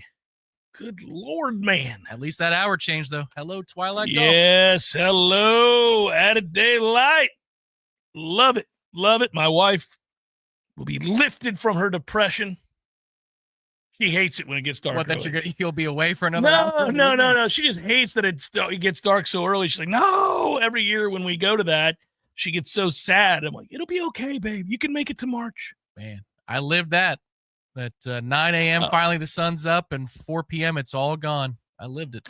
Yeah, my dad, before he moved to Miami, when he lived in Pennsylvania, used to say that he understood why suicide rates were so high in Pennsylvania.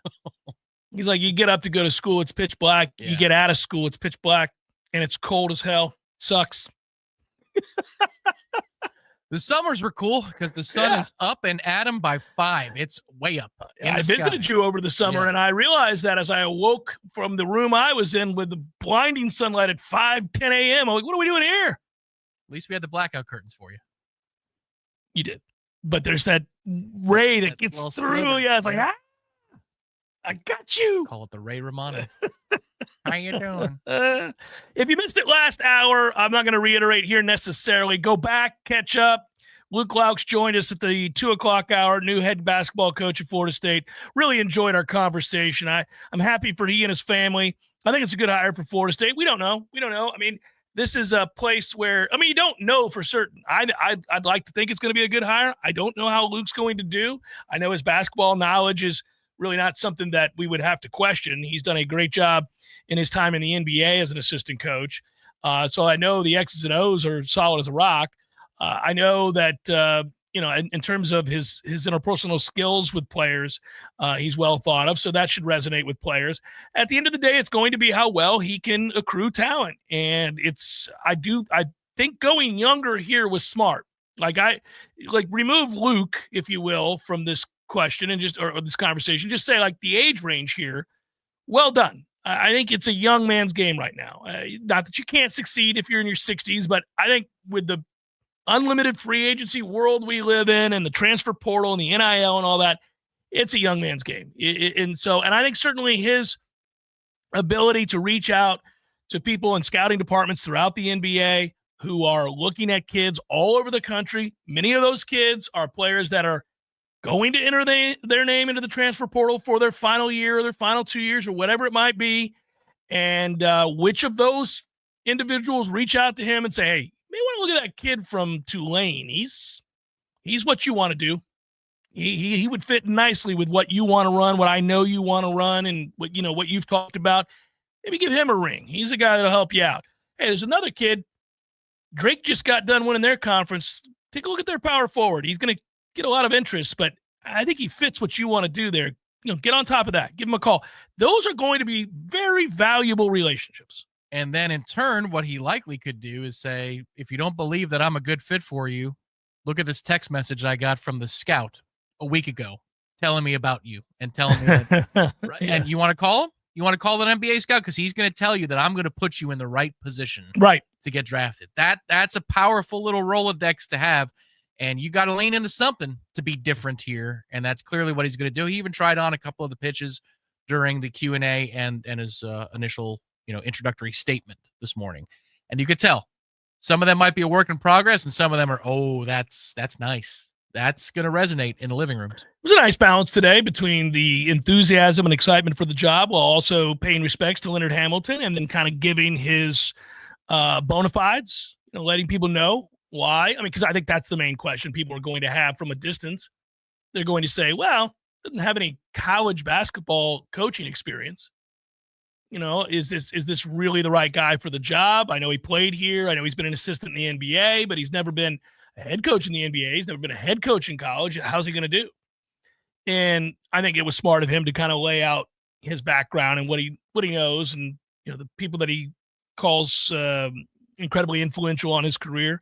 It'll be cool. It's nice to be able to reach out to a Steve Kerr, Mike Brown, Monty Williams, and others if you have questions about building your staff, about what you should run and why based on the personnel you have or those kinds of things. I mean, he'll have his own opinion on that, but you know what I mean. This kid's acting out. I remembered you telling me on the team plane once about a story about a kid that sounded like this. What would you do, coach, in that situation? Yeah.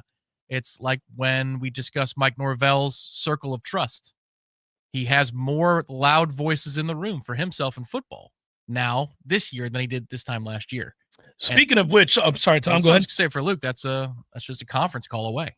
That is true. And speaking of which, you were talking about football and Mike Norvell. I'm ready now. I mean, we quickly turned the page there, right? I mean, this is going to be interesting. All focus now, besides baseball, because we do have Florida State taking on Florida tomorrow, which I'm very interested in. Everybody would be. Obviously, now you begin ACC play. The Noles won all of the games they played last week. In fact, they've won every game they've played this year. Ding, ding, ding. Nicely done. You have put yourself in a perfect position as you get set to play a more challenging part of your schedule, conference play, as well as the 3 one-offs against Florida, your arch rival. So, and that begins tomorrow. Should be an extra pissed off version of Florida, given what happened to him last year, too. Oh, in the matchups against us. Oh, yeah. Getting run ruled the one time is hurt your feelings. That'll hurt your feelings. Yeah, well, it was nice. I mean, that Link was able to really kind of shed all at once that godforsaken run that Florida had against us for a very long time of pure ownership in these games. And, obviously the pushback there and Florida State finally getting back into their winning ways in that series.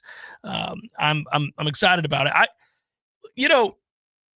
I'm ready for spring football to start. That's where I was going. That's where I was talking, a moment ago, what I want to see and what I'm ready. I don't know what's going to be the availability and what isn't. We haven't been told yet.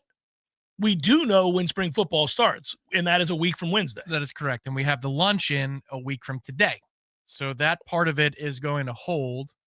We'll likely have to record the first hour of next week's program in order to be able to do and conduct those interviews. But we will get access to the staff in the classic Mike Norvell fashion, which is he has a press conference and then we have a luncheon with them. But then after that, we'll see. Mike is always good at those press conferences, the start of the spring press conferences and the subsequent luncheon conversation. I always enjoy those. I think he's usually pretty relaxed. I'd be curious to see if whether or not that's the case after a 2-10 season. No doubt he's under immense pressure.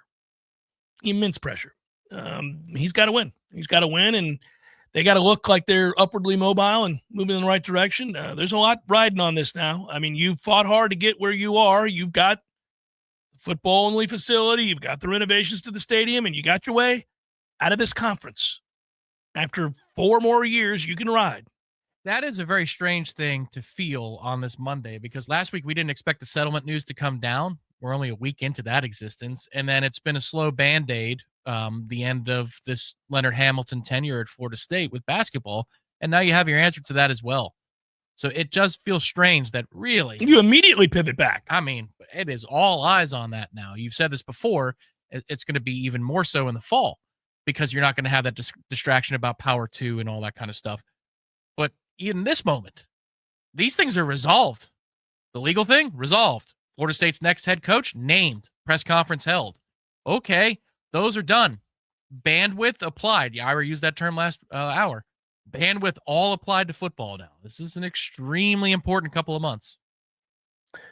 Adam says, do you think it is key that Luke's contract is for 5 years, same time we can get out of the ACC?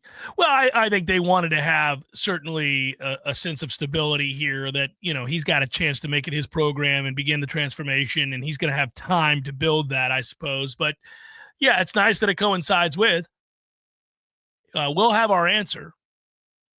We will know, whether or not – I would wonder how they view the time frame on this. Luke's contract is very university friendly. I mean, they weren't going to outbid for the big names of college basketball that might be coming available now here as the regular season ends and the conference tournaments begin. Like we said, already you saw NC State fire their head coach year after he had just made the Final Four. I still laugh about that, but there are a lot of jobs coming open, and I think Florida State understood where theirs sat And they got lucky in the sense that they had a guy who really wanted the job, but was not in a position to demand huge salary.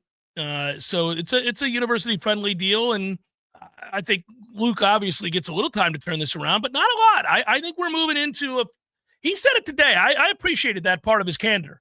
He was very candid throughout, but to say, look, I mean, this is a dream job. I want to be here. I'm not looking at this as a stepping stone job. This is where I've always wanted to be, to come back here and coach my alma mater and place that I played. This is a dream come true. I'm hoping to be here for the whole of my career. But in order for that to happen, you have to have success. He understands the deal. That is absolutely correct. That's every one of these jobs. But yeah, he's not going into this with the idea that we're going to meander out in the wilderness here for the next 3 years. We haven't made the effing tournament in years. Let's go. I mean, it's time to get this turned around. It is. And I would also say, though, with patience in mind, that if he's close as we get to the Power 2, I would let him stick around and see what you could do with even more resources. But if he can lay that foundation and you become a developmental program and you see that path that they're on, I wouldn't just go run into the arms of the next, expensive head coach. But that's all to be determined. He can make it a very easy case for himself one way or the other, to be let go or to be held on to by the time these resources make their way to Tallahassee. But in the interim, that's going to be the number one thing. How do you procure more than just what the university is prepared to give you to work with? How do you go get it? That's job number one. He passed his first interview on the Jeff Cameron Show with flying colors, not just because of the conversation that was engaging, but because he did promote, embrace, celebrate one of the great sponsors that have been on board this show for a very long time, and that is Gordo's and my man Eddie, who I know will be very happy when Tom takes that portion of the interview from today and sends it his way as a promotional tool as well for their social media. Did I just get assigned something? It's just, we just got to take the clip. No, it's fine. You timestamp it. YouTube is beautiful. I just timestamp it and send the hyperlink over. Here you go, buddy. We're gold. Here you go. Glorious. And he's doing social for Bumpers now, I see. And they're funny. It's just him standing there. Yeah. The pajamas one with Sunday brunch was very good. Really well done. Have you had their Sunday brunch? No. It's good. It's really good. It's worth your time. Interesting. It's worth your time. Best guess, Tom and Jeff. What year will we kick it off in football in a different conference? I don't think we get out any sooner. We could. We're really reliant at this point on the fear of the other, as Tom labeled it last week. I think he's right about that. Does the Big Ten or the SEC kind of look with a jaundiced eye towards the other and say, when are they going to be willing to pounce? And do I need to beat them to it? Remember, the SEC comes to market late. It's after the Big Ten. So they might be willing to step in sooner and begin an aggressive push to keep the Big Ten and Fox from planting a flag in their backyard and grabbing a North Carolina, a Florida State, a Clemson, maybe a Miami. If I were the Big Ten, and obviously you'd like to wait until everybody until that deal comes up where they're going to make even more money than they're currently making. You don't want to have to step in first so that everybody makes less. Most of the other programs would say, no, don't want to do that. If you give Florida State a full share and the others that you're going to try to add, if you did it before the 2030 season. I really think the SEC is the key to having this thing done sooner. If the SEC cares enough, and maybe, just maybe, it's not necessarily smart to go into a walk year and then take your contract. The SEC would have to be willing to talk to ESPN and say, hey, let's extend right now. Let's extend early. Here are the terms I want. It's not necessarily the smartest business practice for them to do that, but maybe there's a world in which they say, we want to re-up now, but we'll lock into 2040. What do you say, ESPN? I know we're a few years away from that option, but let's lock in right now. Well, one thing that could help influence that is if the revenue projections for cable contracts are going down, and maybe the conferences want to lock in a financial future. But you really need both parties to get involved to be in. For us to be able, for us to have a chance to leave sooner, right? I agree. I hope 2028 is the answer. That's my hope. I hope it's next year. Halfway point. That'd be awesome. Wouldn't that be great? P. Simpson, well played as always. I agree with Jeff. Give Luke plenty of time, and if for whatever reason it doesn't work out, make the call to Hubie. Imagine that moment. Florida State today hired 100-year-old Hubie Brown. Still got it. He'll be roaming the court side for the Noles in the upcoming season. Signed a 3-year deal. Wait a minute. Roaming? I don't know. Rolling around? Rolling courtside for the next thing. Rolling. Yeah. I don't know. Roaming. Yeah, man. Kid old Hubie. He was good.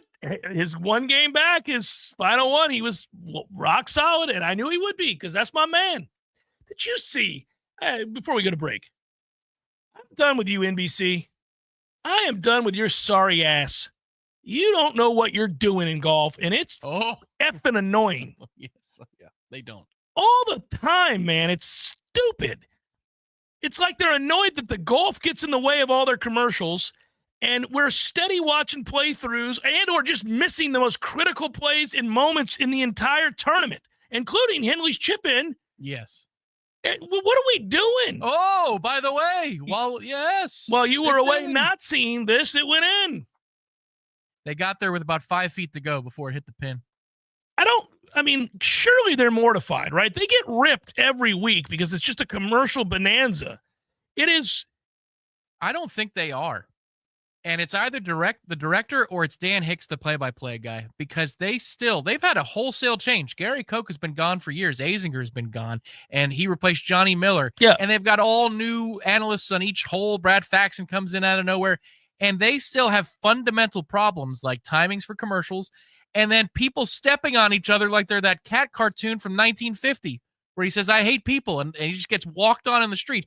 The broadcast is one person interrupting the other person for 4 hours. It's the worst. It's the worst. The biggest part, though, is the commercials. They just have so many effing commercials. Good God, it never ends. To the point where they had to do a playthrough where you're listening to and watching 15 commercials, and in this little box over here, there's golf being played, and then you straight up miss things. They've got things on tape delay all the time. People don't realize how much tape golf they're watching. They're watching a ton of tape golf because I pay attention on my app when I gamble to what's happening live, and I can pull up live stream, and there is, sometimes we're 2.5 minutes behind because they had to make room for their commercials. Yeah, right. It's nonsense. I'm like, oh, well, he misses this. By the way, this is an errant drive coming up. This is, get it together. As opposed to CBS, who does it very well. They still take a lot of commercials, but they find a way to give everybody their room and manage the commercial breaks as well as they possibly can. And I saw finished up the 1982 Masters Sunday over the weekend. I got to get you out of the house. What? That's amazing. I crack. Vin Scully on the call. I know. I love that it just makes me laugh. You're going through every effing Masters that's ever been played. Great. And I'm just picturing you there watching these Masters. And I'm like, come on, Tommy. It's the weekend. Oh, man. Craig Stadler in 1982 the Walrus shot 33 on the front to hold a 6 and or 7 shot lead, depending upon when you pay attention. And he shot 40 on the way back and still barely won in a playoff. Think he was nervous down the stretch? Good God, sir. They captured it on camera. He was ready to vomit for about an hour straight. And he was, literally. But he won. But he won. I used to love the Walrus. Remember his fat son who was good for half a second? No. Oh, yeah. Oh, Kevin Stadler. Yeah, Kevin Stadler was good for about a minute. He had a better temper than his dad. His dad was a child on the course. Yeah. It's a little much. Kevin was a fatty. But yeah, he had that little window of like 2 or 3 years where he was decent. Vin Scully said, well, hopefully he makes this putt here because he's heard all those jokes this week about do they have a size husky for the green jacket. Straight in the broadcast. Oh yeah, we were more candid back in the day. Or size portly. Yeah, we were more candid back in the day. T-Spark Enterprises for all your commercial and residential roofing and construction needs. Call T-Spark Enterprises 850-766-1340. T-Spark Enterprises. It's a guaranteed win. TSparkConstruction.com, of course. T-Spark not only does commercial, but also residential roofing. Also helps with home remodeling, additions, business build-outs, and the like. Check out their website for all the construction services they provide. Once again, that is tsparkconstruction.com, and you can give them a call, 850-766-1340. Hey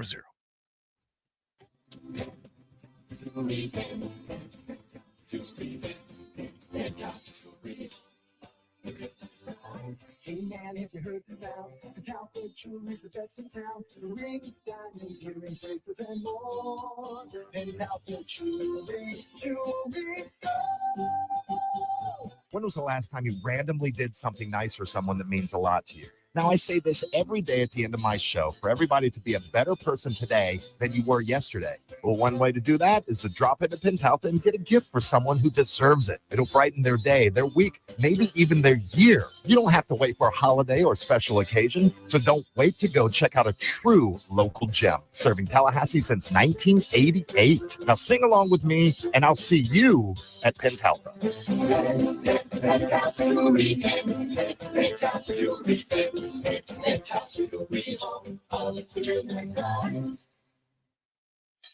Ain't nothing but a G-Pod, baby. I am 99% sure that is not how the lyrics go. Well, you like remixes, right? Of course. Well, think of this as a Grassroots Coffee remix per se, because Grassroots Coffee is now in the single-serve coffee pod game. Dude, those single-serve coffee pods and cups are weak sauce. Not Grassroots Coffee G-Pods. They have more coffee in them than regular single-serve pods and cups. Seriously? And not only do they have more coffee, they have a built-in filter for better brewing. They fit in most Keurig machines, and they are fully compostable. It's still the small batch, slow roasted coffee you love, so go to grassrootscoffee.com and get your box of G-Pods today. Baby! See? Remix! Well, actually, that's more of an homage. Grassroots Coffee, locally owned, locally roasted, and made for everyone, loved everywhere. Grassroots Coffee G-Pods. So very good. Chris Kraft for Kraft Nissan. Everyday customers of Kraft Nissan are surprised how much less Nissan's cost than the car they're driving. So did you know that Nissan has 6 2025 models you can buy, all under $30,000? Start with the least expensive new car in America, under $20,000, the Nissan Versa. Car and Driver ranked Versa #1 in the subcompact car category. The redesigned Nissan Kicks is under $22,000 with more safety features than cars costing 3 times as much. And the hot-selling Sentra has a higher consumer rating than Corolla. That's Real People Reviews, and you can get Sentra for around $22,000 as well. For an affordable EV, an online review stated if you test drive Nissan Leaf and Toyota Prius, you'll definitely drive home the Leaf. Wonder why you see so many Rogues driving all around Tallahassee? In JD Power Test, Rogue beats RAV4 in safety, driving assistance, infotainment, technology, and comfort. 6 vehicles under $30,000. That's why if your car doesn't have a Kraft tag on it, you paid too much, way too much. Kraft Nissan, Tallahassee. Progressive knows if you have to choose between everyday life and your boat, boat wins. What are you going to do? Take the boat out for a spin or go mail something? Are we cleaning the patio or taking the boat out fishing? Are we skipping that eye exam to go sailing? Rescheduling eye exams can be a nightmare. All right, fine. Eye exam, then boat. With Progressive, you can bundle your boat with your home or auto and save with a discount and spend more time enjoying those savings on your boat. Progressive Casualty Insurance Company, affiliates, and other insurers not available in all states and situations. For nearly 2,000 severely injured veterans, everyday life has become filled with barriers. So we build specially adapted homes at Homes for Our Troops. And thanks to our donors and supporters, this life-changing gift of freedom is provided mortgage-free to these veterans. But we need you to join us, too, in completing this important mission. Please visit hfotusa.org and help build homes and rebuild lives. The Jeff Cameron Show is a production of the Warchant.com Multimedia Network. Check out Warchant.com today for the latest news inside Florida State athletics. That's Warchant.com. Now, back to Jeff on Real Talk 93.3. Yeah, I'll do it for you guys because you asked me. Here you go. We've got clarity. We know what happened with Gene. We know what happened with his wife. Yeah. She got a disease caused from contact with rodents. Toughie. It, I guess, was doing its evil deeds within her body without her knowing it, and snuck up on her.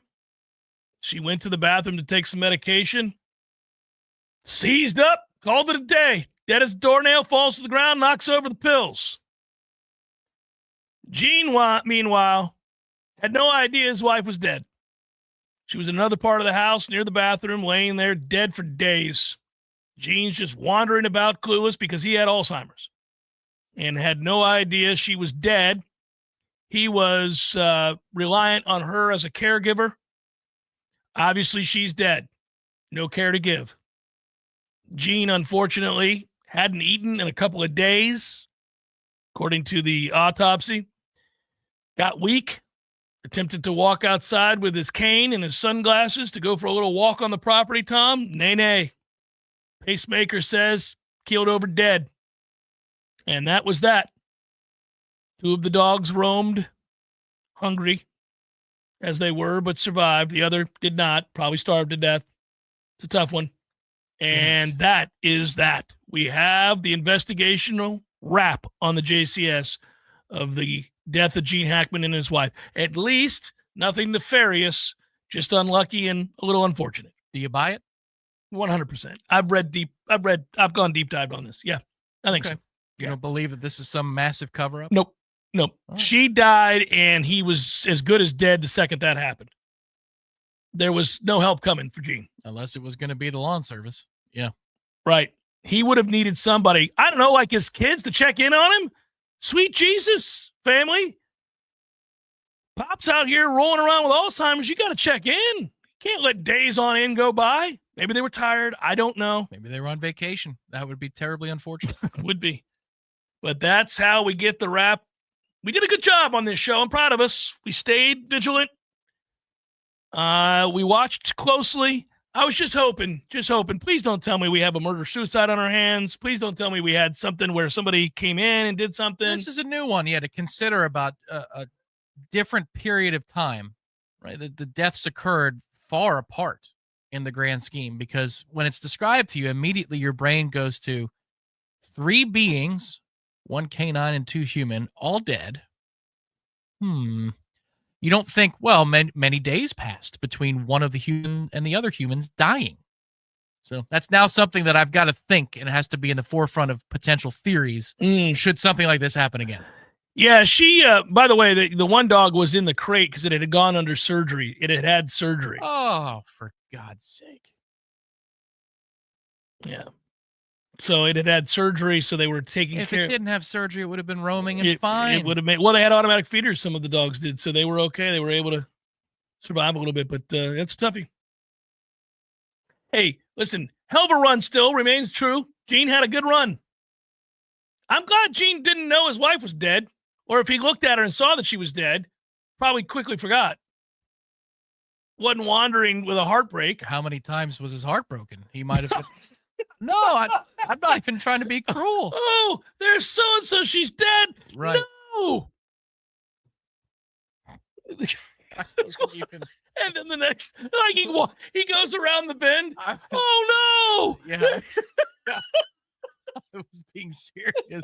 I'll leave it to you. Oh, no. It's the 3rd time around. Oh, no. Oh, the only humor I was thinking of was Coming to America, when the landlord says, "Damn shame what they did to that dog." And there's a chalk outline of the dog next to the chalk outline of the man. I'm thinking of the 4th or 5th time. Oh, what has happened?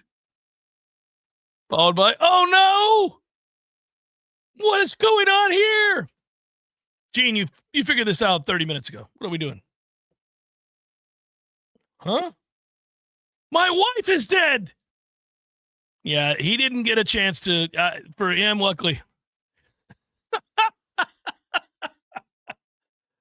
Oh, Life Spectator, you think that we would be that flippant? Come on now.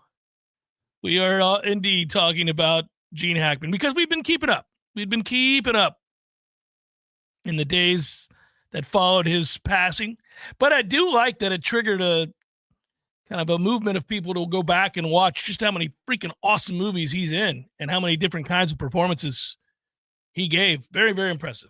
Very, very impressive. And I showed my kids, I'm like, watch that one. You should watch that. You should watch that. This is really good too. Check this one out. Really, really good. Underrated. Rarely talked about. Also awesome. I just like the thought that maybe 20 years from now, you're still doing the show. I'll still be on the show. Mm-hmm. And his name will come up. And I'll say, how did he die? Oh, you don't remember? Yeah, right. His wife died days before him. Yeah, keeled over. She had the virus. Check it on the internet machine. I think it was a rodent.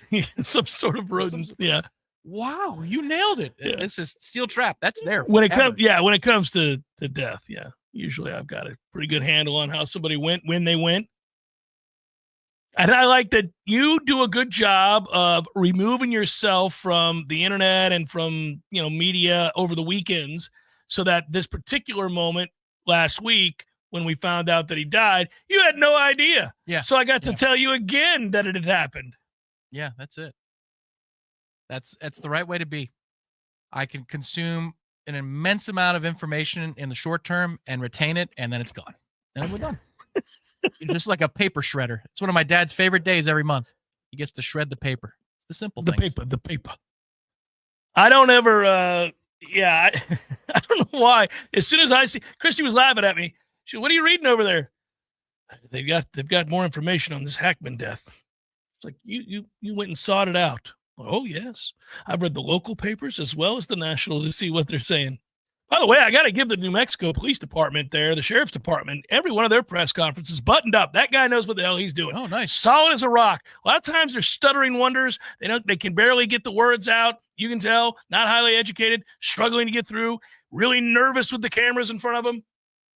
You're the kind of guy that would read the national paper and say, his name is Theodore, not Theodore. There's no H. We got to get editors with these national papers, man. It's Officer Theodore. But the guy did a really good job. He was thorough. He would answer questions, and then he would, with respect to, because the reporters were always trying to goad him. They were always like, well, we've heard da-da-da-da, like unsubstantiated information. They would just float a rumor at him. He's like, that there's no proof to that at this point. We'll let you know if there is, but we're not seeing anything like that. No. You're like, all right, my man. Speaking of all right, Bucks must feel good about Chris Godwin's ankle.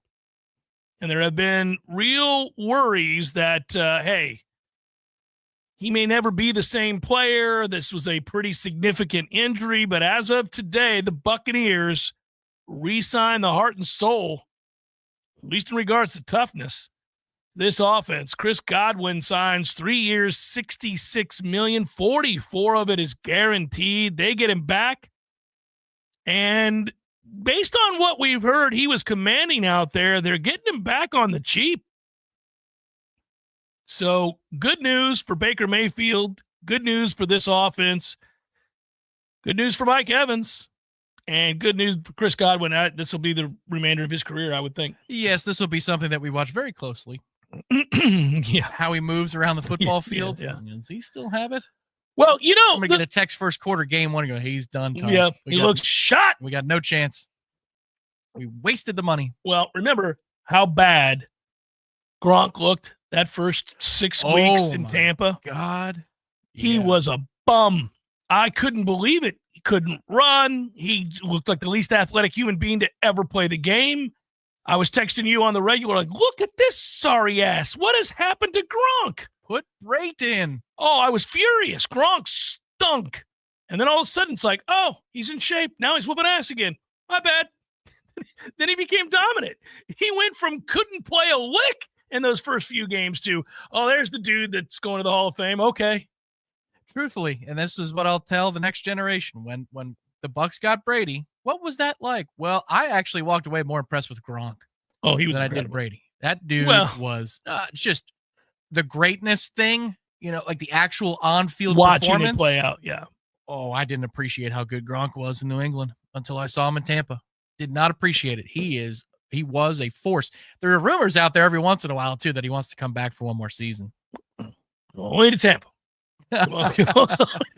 But no, I think anybody who watched Gronk, it wasn't that there have been better receiving tight ends than Gronk, but none with the combination of that ability and size, who also just drove people into the opposing bench. I mean, he was routinely just crushing people. That strength must be unreal, because he would just grab guys, get his hands really technically sound, and get his hands inside and just leverage people in an embarrassing way. It was always humiliating. Like, oh, that poor man. If you ever saw the strength of how he spiked the Steve Harvey Lego thing on New Year's Day, then you would understand how strong he is. He's really, really, really impressive. Anyhow, Godwin back with the Bucs. Good for him and good for the Tampa Bay Buccaneers. And these deals are happening fast and furious. Really, really cool. Titans sign an offensive tackle. That's a good deal. Dan Moore Jr. Look at them.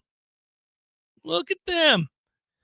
Patriots continue to bring in help on defense. We'll see. BJ Hill now signs with the Bengals, re-signing, really. That's, I don't know. Oh, my God. The Seahawks. They aren't rebuilding. They just invested in Sam Darnold. I guess they are rebuilding. 3 years, $100 million. $55 million guaranteed for Sam Darnold. So the Bucs bring in Hassan Reddick. Remember when I wanted to do that a year ago? Yeah, I do. Well, we got him now on the cheap. I think it's a good move. He's going to want to get paid at some point, and he can't do it until he plays well again, and he hasn't. He sat out for much of the year, finally did play, had 1 sack when he came back. Hart wasn't in it. Jets sucked. You knew they weren't going to get much out of him, and so now we pick him up. You better get it together. But the Bucs needed a rush in, and they got one today on the cheap. 1 year, $14 million, 12 of it's guaranteed. Show out, get paid. Don't, peace. Pretty good move. Pretty good move. Yeah, calculated. Yeah, makes sense. Now you draft 1 or 2, and you hope. You absolutely do. I mean, he's 30 years old, so this is it for him. Like, you either are going to continue to show that you have it, that there's still something left, there's an act 2, or you are, pretty much going to be out of the league. So this is, I think he's going to play really, really hard. And that should help, obviously, get the best out of him. I don't know what his best looks like anymore, but he's only 30. Well, and he's got Vita Vea in the middle and some young players that maybe Cansey and Diaby are both healthy. Yeah, you might have something there. You might have something there. Jeff Cameron Show 93.3 Real Talk Radio and Warchant TV. Your local news now. The FBI is investigating the rise in a scam text being sent out saying that money is owed for their unpaid Peach Pass toll violations. There's an uptick in smishing. Stop fighting the algorithm. You know you can't get enough Florida State filling your feed. Well, there's no better way to keep up with FSU on YouTube than with members-only level Warchant. It's going to get you bigger, faster, and stronger. How? Bigger. It's hour number 2. Join now for exclusive access to a bonus segment of the legendary Seminole headlines. Faster. Get debut access days in advance of the public release of the latest episode of X's and O's with Dominic Robinson, a look at the All-22 film. Stronger. Utilize the Member Milestone Chat, a new feature which allows your comment to be highlighted in live chats during Warchant.com shows for maximum visibility. All of this in addition to members-only flair like badges, emojis, and polls to drive the conversation of the home of the Ultimate Seminole Sports Source on YouTube. Give it a try. Cancel it anytime. No commitments, no phone calls, no emails. Just a few clicks within your YouTube account. Warchant.com members only YouTube. The next level in FSU coverage on YouTube. In the 40s. Wednesday, more sunshine with a high of 78. Slight chance of rain on Thursday. Higher rain chances return this weekend. From Real Talk 93.3, this is Danielle Kelly. For the elimination of termites, pest, and for a greener lawn too, call Paul's. They'll get them all.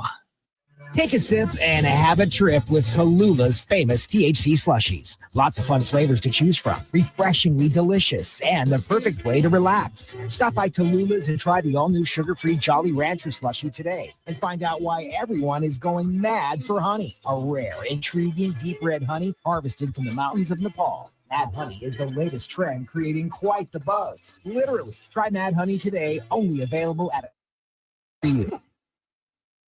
Can you blow up some balloons for Jack's party? I can't. I'm so congested. You need Sinex Saline from Vicks. Sinex Saline nasal spray. Yeah, just Sinex. Breathe. Sinex Saline instantly clears everyday congestion associated with colds and year-round allergies with a gentle, ultra-fine mist that's no mess and easy to control. Daddy, we need more balloons. On it! Enjoy life's important moments without congestion. Try Sinex Saline from Vicks. Just Sinex. Breathe. Use as directed. One of life's greatest mysteries has finally been solved. Who let the dogs out?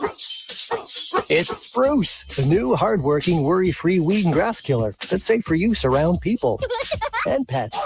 When used as directed, spray the leaves for visible results in just 1 hour and dead weeds in just 1 day. You spray, they play. Weeds die by the next day. Find Spruce wherever weed killers are sold. The Jeff Cameron Show is a production of the Warchant.com Multimedia Network. Check out Warchant.com today for the latest news inside Florida State athletics. That's Warchant.com. Now, back to Jeff on Real Talk 93.3. Rolling on, and we should get even more NFL news tonight, so I hope it continues to go down that way. I had a question in there somewhere in the break, and I can't find it. Don't know what the hell I was doing. Come on, Jeff, get it together. What's it regarding? It was just a good one. It was just something to do. I just remember making note that seems like a good question. That seems reasonable enough. And then I lost it because I'm a jerk. Oh, Lee wanted to know whether or not Darrell Jackson has a breakout year. God, we can only hope, right? I mean, they got to have – listen, if you're worried about – we are focused, once again, turning back towards FSU football starting 1 week from Wednesday. You know, if you're worried about anything, I think you're worried about defensive line depth. You don't have it.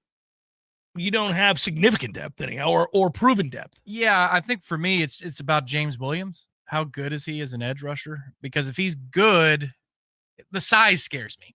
You know, like as a 3-down player, is he going to get large enough to be a 3-down player? If that's a yes, then you could shuffle some things around and you're in much better position. If that's kind of. But if it's a team that wants to ground and pound, he might be a liability on 1st and 10, or he might be a liability on 3rd and short. You feel like you get thin earlier. But maybe Tylan Lee, the true freshman, is able to at least give you 15 snaps a game. He's a 5-star in size, not just in reputation and on-3 ranking, but those measurables. He is a humongous human being. So he potentially physically could be ready in year 1. Well, I have said as far as the way we're going to play defensively, I'm very excited. I just don't know if we're able to play personnel-wise the exact way that long-term Tony White's going to want to play. So we may not see the true fruits of that hire in terms of stylistically for another season after this one. Like he's going to have to probably adapt, which he already does. But you may end up seeing for all the talk of 3-3-5, you may end up seeing a whole lot of 4-3. Yeah. Or 4-2-5. 4-2-5. Yeah, you may be seeing a whole hell of a lot of that. You have so many large bodies in the secondary that are a little heavy to be a corner or a safety too. I wonder how he's going to sort through all of that personnel. That's a good problem to have. Up front, it's a little thinner. I think you're close to depending upon, without seeing a single practice, you're close to depending upon a Tylan Lee or a Kevin Wynn to be a rotational piece for you from the get-go. Kevin Wynn's exciting. He is that. Got body type, buddy. Might be able to play right away. Great news out of Major League Baseball. Garrett Cole's lost for the year. Great news. Suck it, Yankees. Wonderful. Is that right? Yeah. Yeah, it's looking like he's going to have Tommy John. Tragic. Keep my mouth shut. We lost our catcher for 8 weeks over the weekend. Swinging a bat. Yeah. Broke his bone in his hand. Okay. More good news out of Major League Baseball. Looks like the Yankees will lose Giancarlo Stanton for the year. This is just, the news gets better every hour. Over and over again. Devastating. Yankees probably not going to be competitive. Have a good day. Tragic. Steering clear of the injury gods. I am not commenting.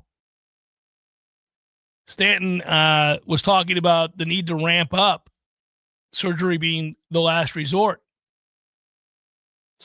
That's never a good report. Sorry. For any player on any team. Yeah. Surgery would be the last resort. Oh, dear God. Well, we're going to get surgery, aren't we? Let's just do it now. Stanton is now saying that the pain is severe, and he raised the possibility of season-ending injury. The Yankees are in a little bit of trouble here as the one after the other, they've had injuries begin to mount in the rotation. At one point, they thought Marcus Stroman was going to be their 6. He's like their 2. And he's insane.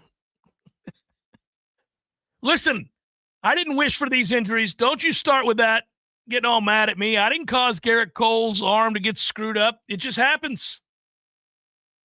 It's always how it goes, though. Well, they had to shut him down. The bullpen, so he tweaked something. They're going to try a PRP injection. With the PRP injection. That's not going to work.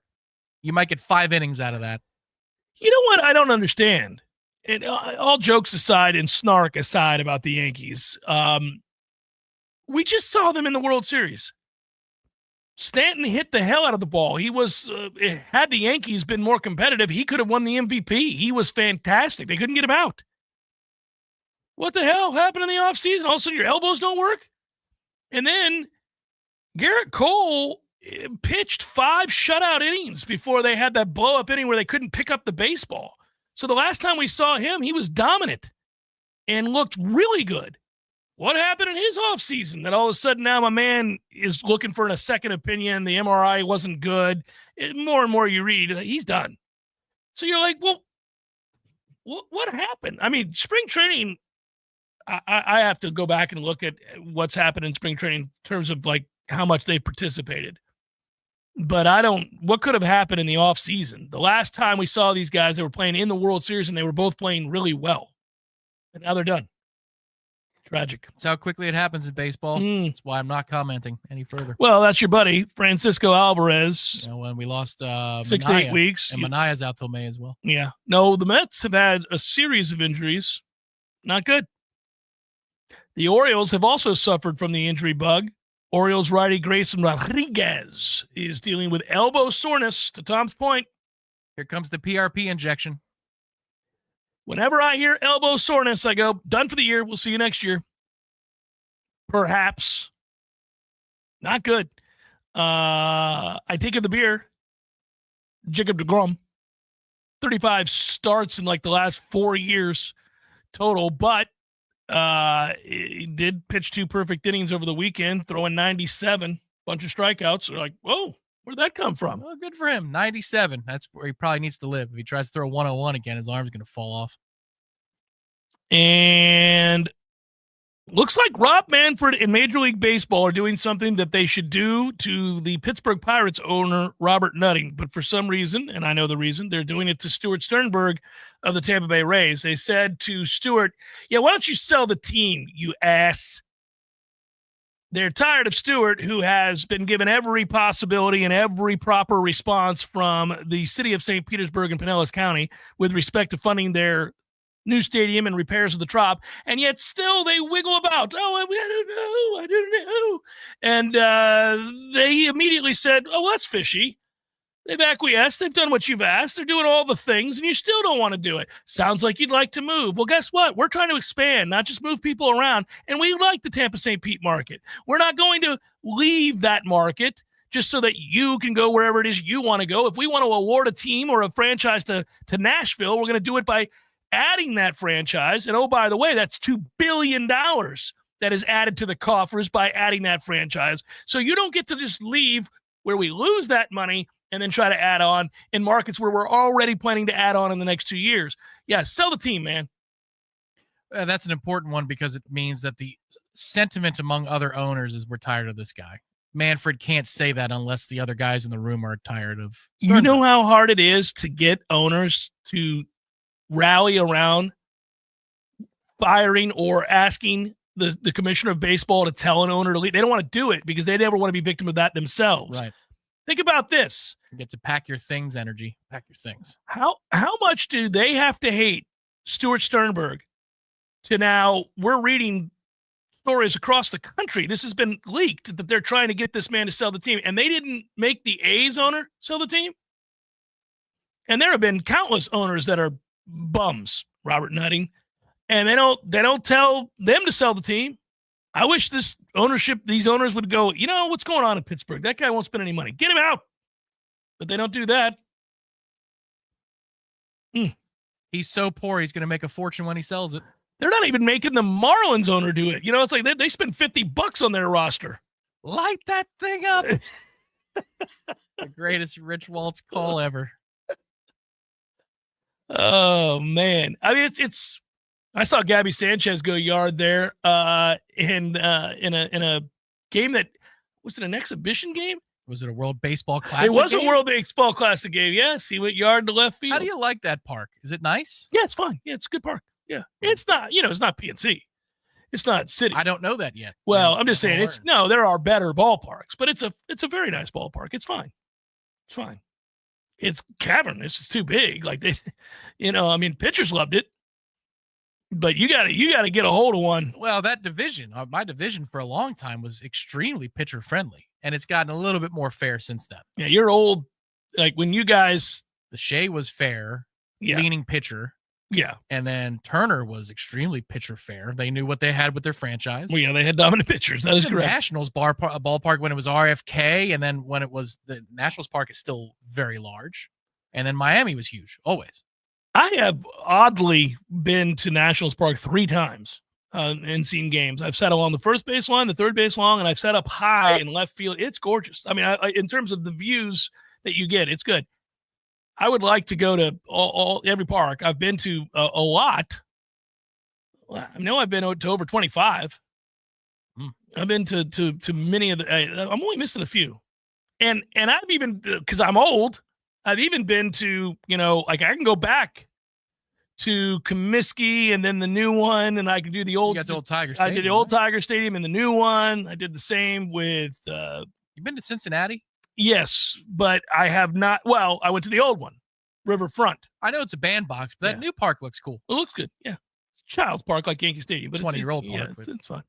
Good work out of you. Thanks, everybody. Enjoy the rest of your day into the evening. We will be back with some rendition of Seminole headlines. Ira's traveling. We're going to get it done. We'll get it figured out. Until then, peace.